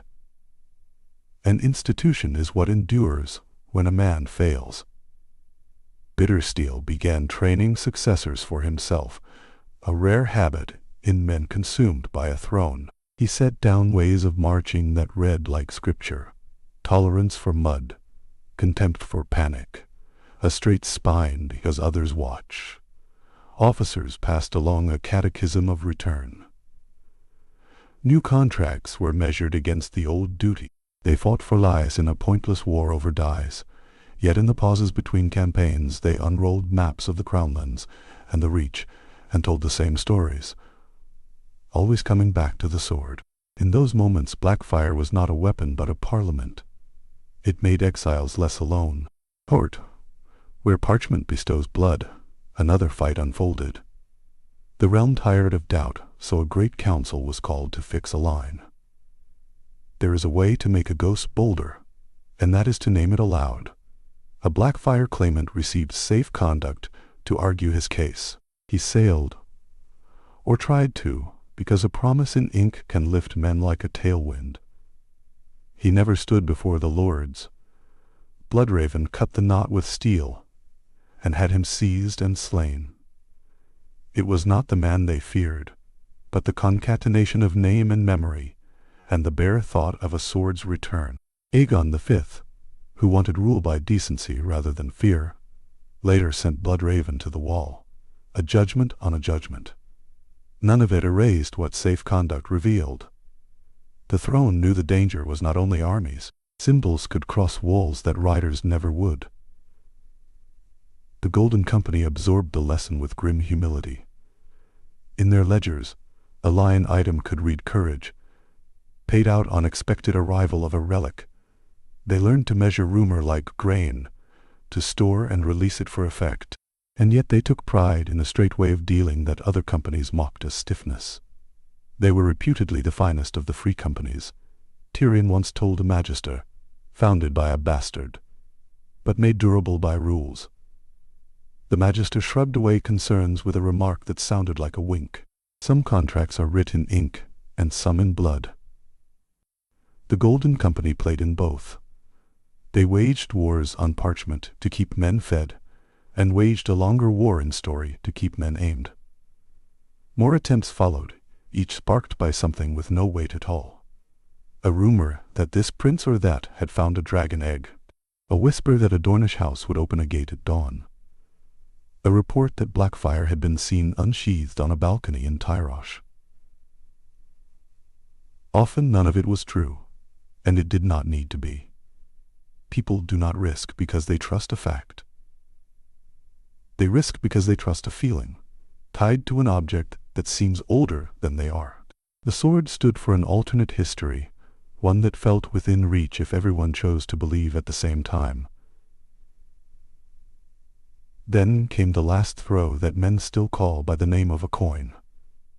The War of the 9-penny Kings was 9 ambitions braided into a snarl, a stack of opportunists and pirates, and one old claim. On the stepstones, Meleys the monstrous flew the last black dragon, and with him marched veterans whose fathers had named their tents after Westerosi rivers. In that war, alliances were ships, quick to tack, quick to sink. The point, at last, was simple. Could courage stay true when the story asked for payment in blood again? Barristan Selmy swam through that noise like an arrow, found Meleys, and put him down.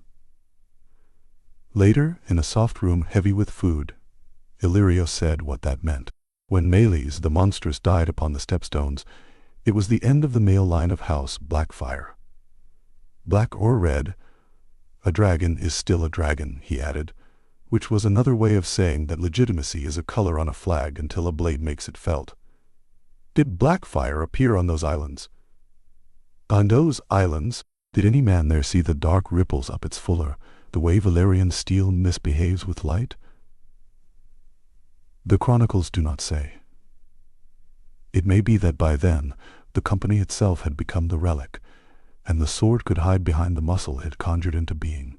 Yea, be that Bittersteel had kept it from the field for fear of gifting the enemy a relic if he fell. Or it may simply be that the last Blackfyre pretender, bred for war, but not for pageant, cared more for victory than for lighting ghosts inside his men. What we can say is that the punch drained out of the claim when Meleys dropped. The story needed a prince. Without him, the sword retreated into the same shadow where it had been most powerful.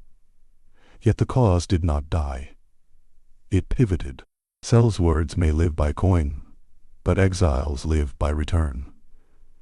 In time, a dragon woke in the east with a different color on her sails, and the same company that had bled against Targaryens bled to join one. Illyria waved away Tyrion's surprise like a fly. Black or red, a dragon is still a dragon. He spoke of home as if it were a contract term, then confessed a second truth, the one Bittersteel would have understood. 10,000 swords makes for a princely gift. That was what he wanted to deliver, a mass made holy by consistency. He also let the mask slip for half a beat. Contracts can be broken, he said. Some are writ in ink, and some in blood. The promise that never broke was not on parchment. It was the promise of a road that ran from one sword to one throne. Look at a different island to see how relics vote for us. Euron Greyjoy climbed a rock and told men who did not need poetry that he had found a horn in the smoking ruins of Valyria. He sealed it with bands of red gold and Valyrian steel, and told them he could bind dragons. He blew it, and the sound did the work speeches cannot. Asha tried to answer with common sense, but common sense withers in the heat of enchantment. Names rose then, not arguments, and they rose as one name. Euron, the captains cried, as the chests spilled gifts, and the Ironborn felt the old way quicken in their blood. That moment is a diagram and sound of what Blackfyre did across decades. People felt older there than themselves, and so they moved. They moved toward the noise made by a relic. It would be easy to pretend that logistics do not matter, that a bright sword and a deep horn can turn grain into air. History is not so forgiving. The second sons still count their purses, and a fleet still needs pitch and oars. Maps do not draw themselves. Every failed landing in the Blackfyre story has a ledger you can read without romance. Food ran short. A promised gate did not open. A hand who understood information faster than his enemies closed a trap one day early. What symbols change is not the mathematics after men set sail. They change the moment when men choose to go to the docks. A boy who believes a fable sharpens his knife differently. A lord walking through his dark garden at night listens harder to the leaf that cracks, because he hopes it is the sound of a cause arriving. By the time the Golden Company marched toward Volantis to await a dragon queen, they were an army grown from a relic rather than an army that guarded one. They carried their standards with the old skull and the heraldry of houses that no longer had roofs. The rankers had never met Daemon or Meleys, never felt the wind on Redgrass, but they believed in the shape of that wind. They were exiles and sons of exiles, dispossessed and unforgiven, yet formidable fighters still, who kept their kit packed in a way that said, "We will move when told." If they turned their cloaks from an inked contract, it was because the older contract, etched in the edge of a sword they might never see, had called. Over those years, the sword's presence worked like punctuation.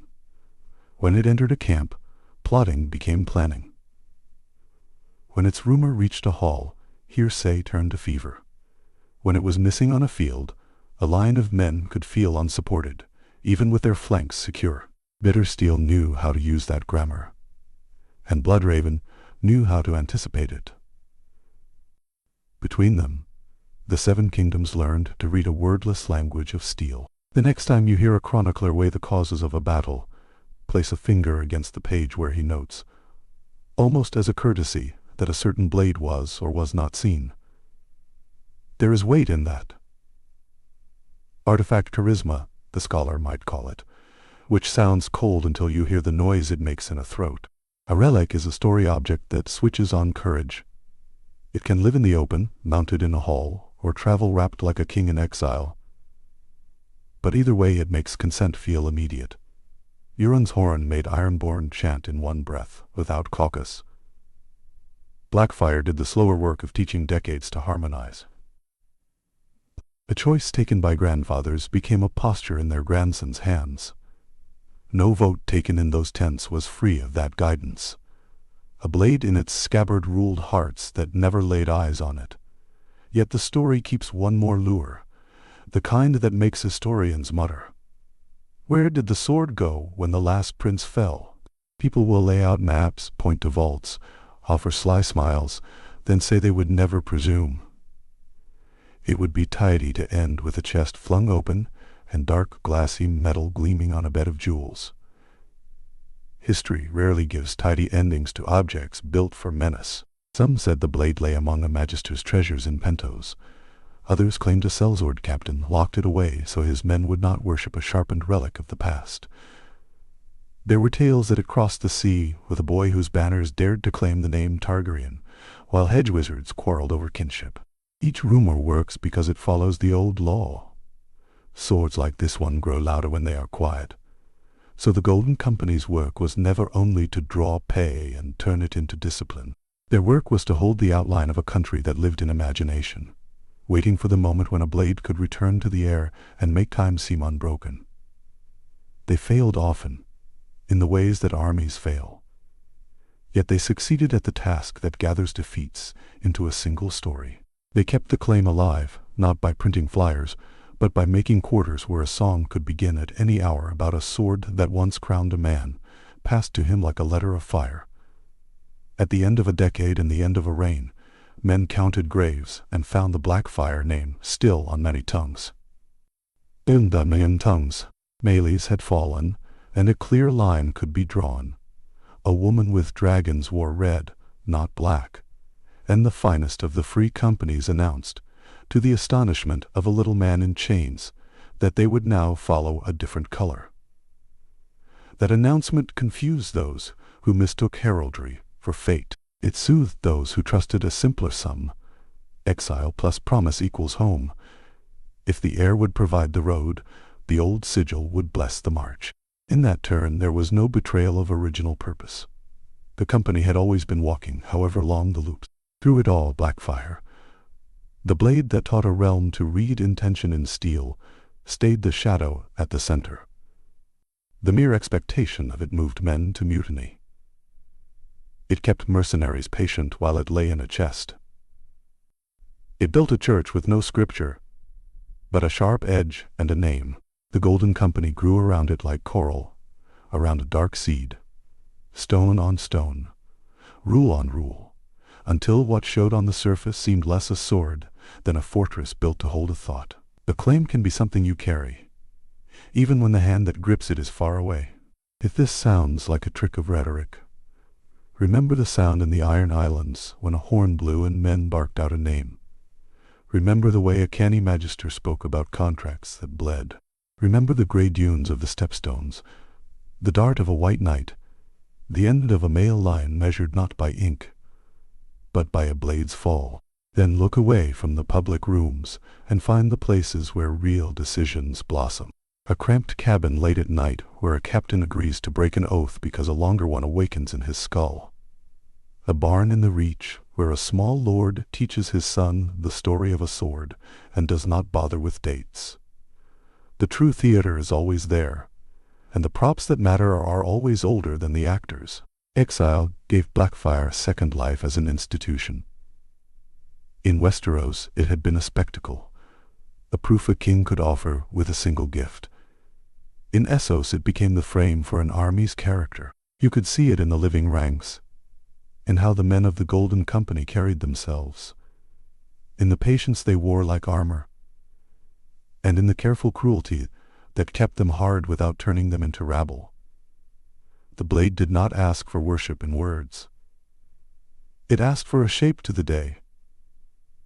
It asked for a shape to the day. Up at dawn, gear tight, spears stowed the same on every cart, not because it wins battles, but because one day a landing will need this calm. This is how a sword that did not touch air for years still wrote history. by telling men what to become while they waited, by promising that the first foot on the beach would feel like a homecoming and a reckoning married together, by turning dispossession into a habit that ate years and left behind muscle that could be given to someone else with dragons when the old prince's line died. The last thing to say here before we turn to the matter of endings is that the object at the center never changed. Valyrian steel is metal taught to forget the smith. It keeps an old intention and adds to it every hand that uses it. Blackfyre is a dynasty encased in an edge, and it is still missing from the room. That is the part that keeps voices low around certain campfires and tables where pies drip fat. The last male Blackfyre fell, and an army remade itself. But the sword that started this stood aside or slipped away. You can see men tilt their heads, as if they can hear it on the next wind. They call what they hear rumor. The word feels smaller than the sound. The last Blackfyre died on a stony beach, and the sword's trail died with him. After the War of the Ninepenny Kings, the chronicles grow quiet, then go dim, until even rumor sounds like someone speaking from the bottom of a well. We know Meleys the monstrous fell. We know the sellswords broke. We know the Golden Company survived, as it always did, by turning defeat into a contract and memory into a payroll. But the blade that had once turned a question of birth into a pageant of proof does not walk back onto the stage.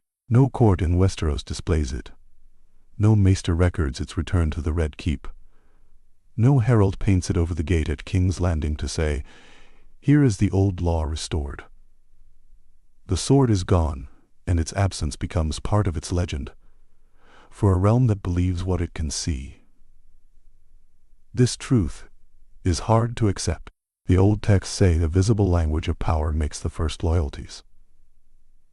A prince crowned before tens of thousands, anointed by the faith, seated on the Iron Throne as the Lord Commander sets the circlet on his hair, speaks in a tongue no letter can match. A king who wears the conqueror's crown, lives in the Red Keep, and commands Old Town, King's Landing and Lannisport, asks the realm to trust not rumor, but a theater of stone and steel. When Aegon the Second gathered those signs, he turned doubt into certainty. He raised the conqueror's sword and made inheritance not an argument, but a sight. The lesson was ruthless and plain. Show them everything at once, and the undecided will choose. Once Blackfyre vanished, no claimant could show them everything, not in that way.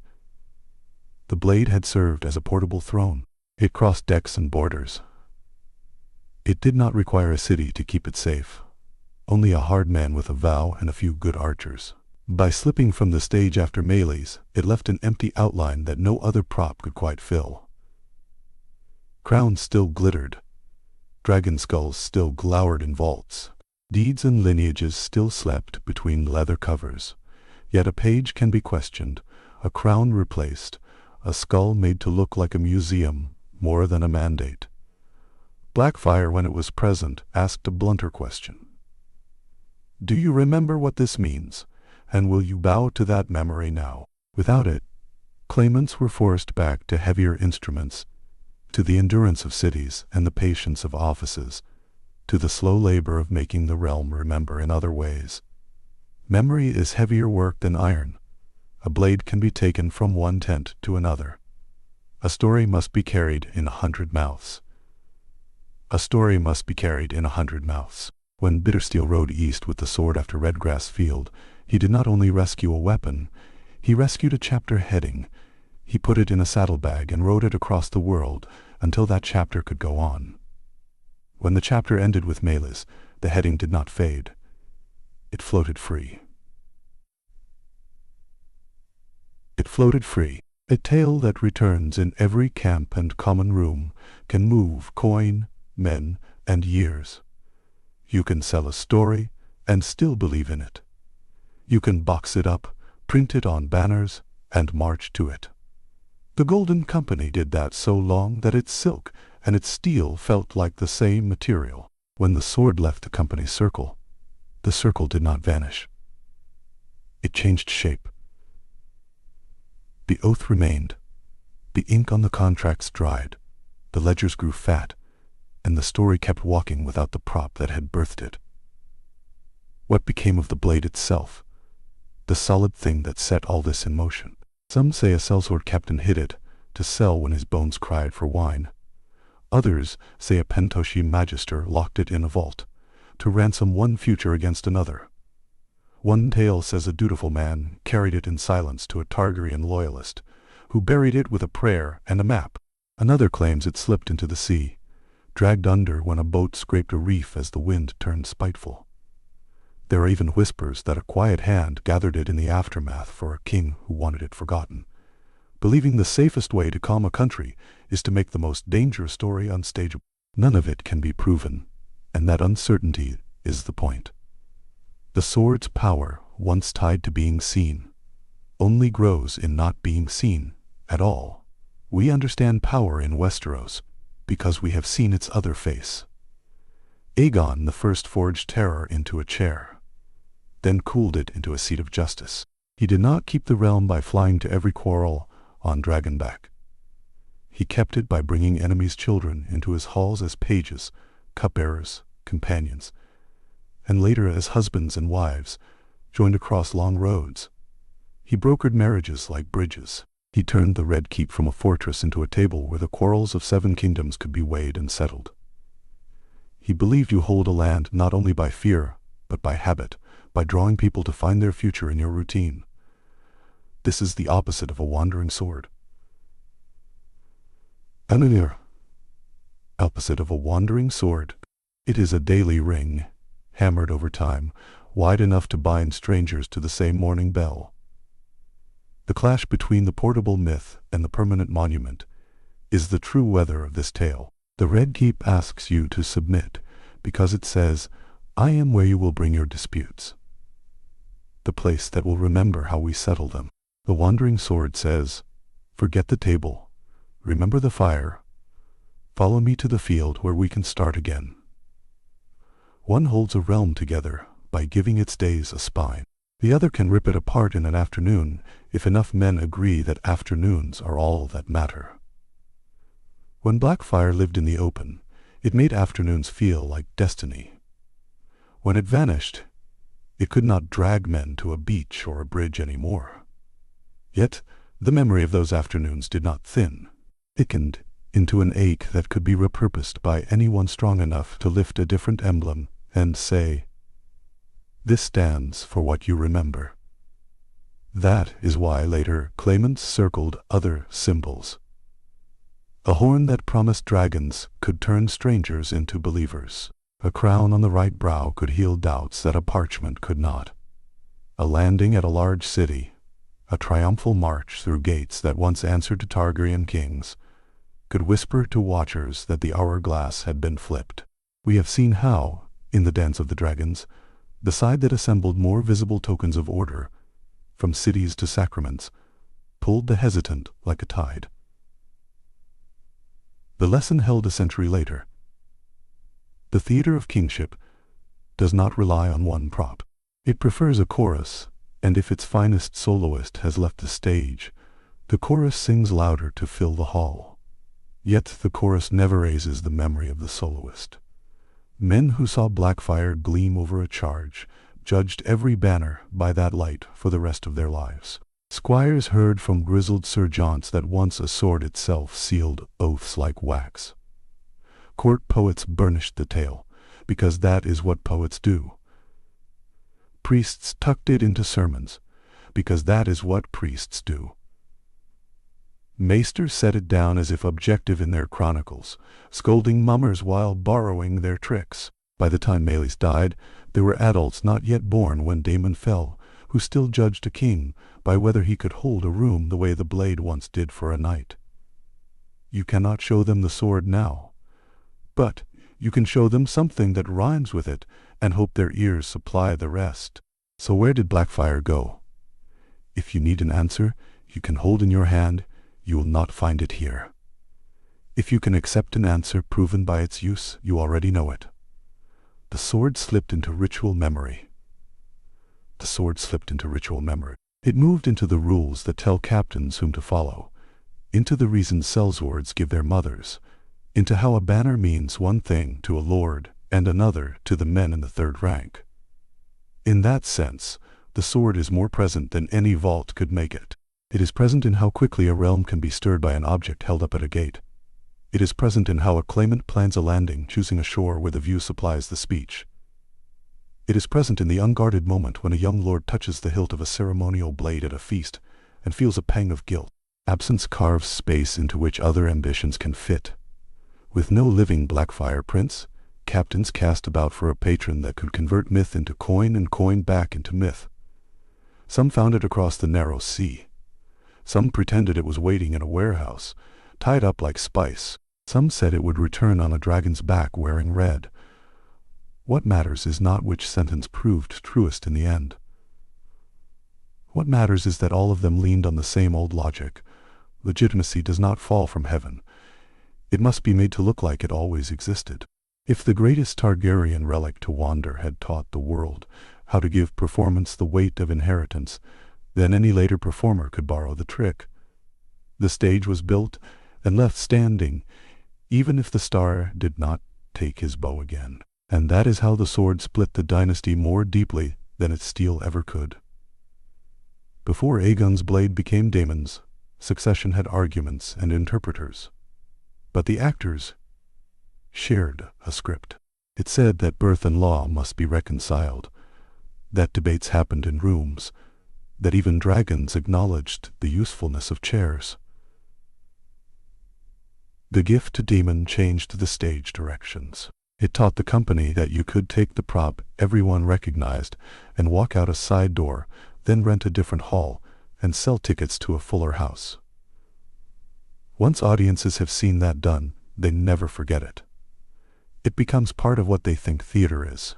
Then anyone who can find a similar prop can audition for the role. And anyone who can fake it well enough can bring the house down. The Iron Throne and the Red Keep endure because they routinize all. They tell each day where to go. Even their enemies have to acknowledge them when they count taxes or negotiate marriages. But the portable myth can always return in disguise. It can be a blade, a horn, a crown bent into a traveling case, a charter with enough seals to sound like rain. It can be a dragon chained on a beach. It can be a black ship sail gliding into a harbor where the watchers have been waiting for a story to arrive. This is the lasting consequence of Blackfyre's disappearance. It ensured that the next great struggle would not only be over who sits the chair, but over who controls the props that make sitting look like ruling. There is a cruel comfort in this. If you are a small lord on a poor hill, you can be ignored by a city. It takes years for a capital to notice you, and noticing you can take the form of a tax you cannot pay. But a traveling myth can stop at your gate tomorrow. It can flatter your name, buy your fear, and make you feel necessary again. This is why men who will never stand within 100 yards of the Iron Throne will still die for a banner held high by someone they met last week. It is not madness. It is a kind of dignity, borrowed and spent in an afternoon, but dignity all the same. The blade's memory democratized that feeling. It made kingship portable, yes, but it also made belonging portable. That is a dangerous gift. Does the vanished sword still threaten the realm that lost it? Yes, though not as you might think. It does not lie in a chest, ready to spring up and crown the one who lifts the lid. It waits in the judgment people now bring to crowns. The standard has shifted. You must master not only the book of rights and the chain of oaths, but also the art of staging.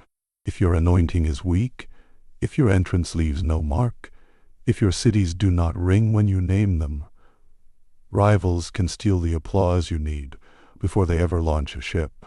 The loss of a thing can tighten the standards by which its replacements are judged, the way a vanished singer makes the next chorus learn to harmonize or be booed from the playhouse. There is still a chance, however faint, that the steel will surface, not in the hands of a hero in full daylight, but in a pawnshop back room, in a letter asking for a quiet reward, or in a corner of a vault where a nervous man keeps glancing over his shoulder.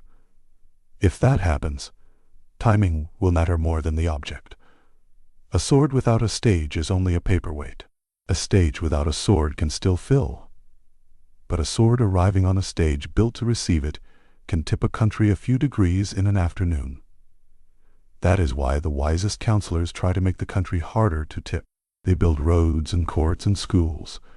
They build habits on habits, until people who might once have followed a traveler into a fresh war decide, not today.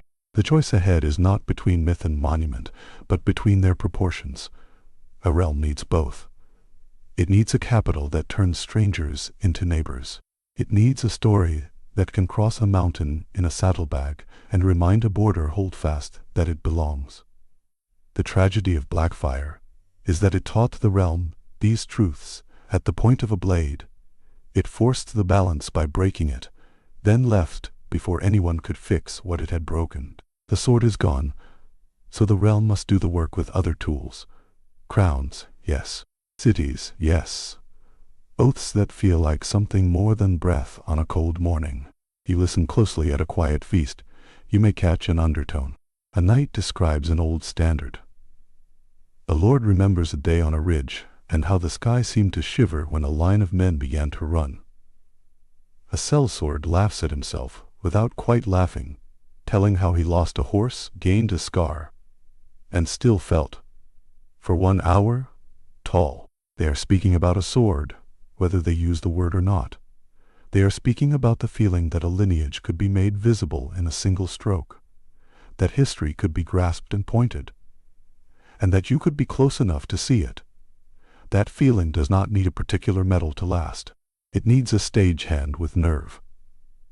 So where did Blackfyre go, and what did it leave behind? It went into the bloodstream of politics and war. It left behind a stage no king can ignore. It bent the script so that legitimacy must be both inherited and performed, that theater is not pretense, but part of the product. That is why its possession once ignited rebellions, and its loss did not quench them. The prop taught the play how to continue without it. The dynasty divided because the story became transferable, and once transferables possible, the part could be cast and recast as fortune allowed. If the steel returns, it will not change this. If it never returns, it will not undo it. Which means the mystery is not only where the blade lies, but what will take the front of the stage next time. A city gate swung wide, a crown lifted before a weeping crowd, a dragon's shadow crawling over a wall at dusk. Perhaps a charter signed in 3 inks and a horn that blares once and breaks. Perhaps a sail, black against a sunrise, and a captain with a story that fits the empty outline the blade left behind. Watch the object. Watch the place. Watch the hands that lift them, and the eyes that follow. The sword that split a dynasty taught us to look for the scene as much as the claim. The show will go on. The only question is which prop will steal it.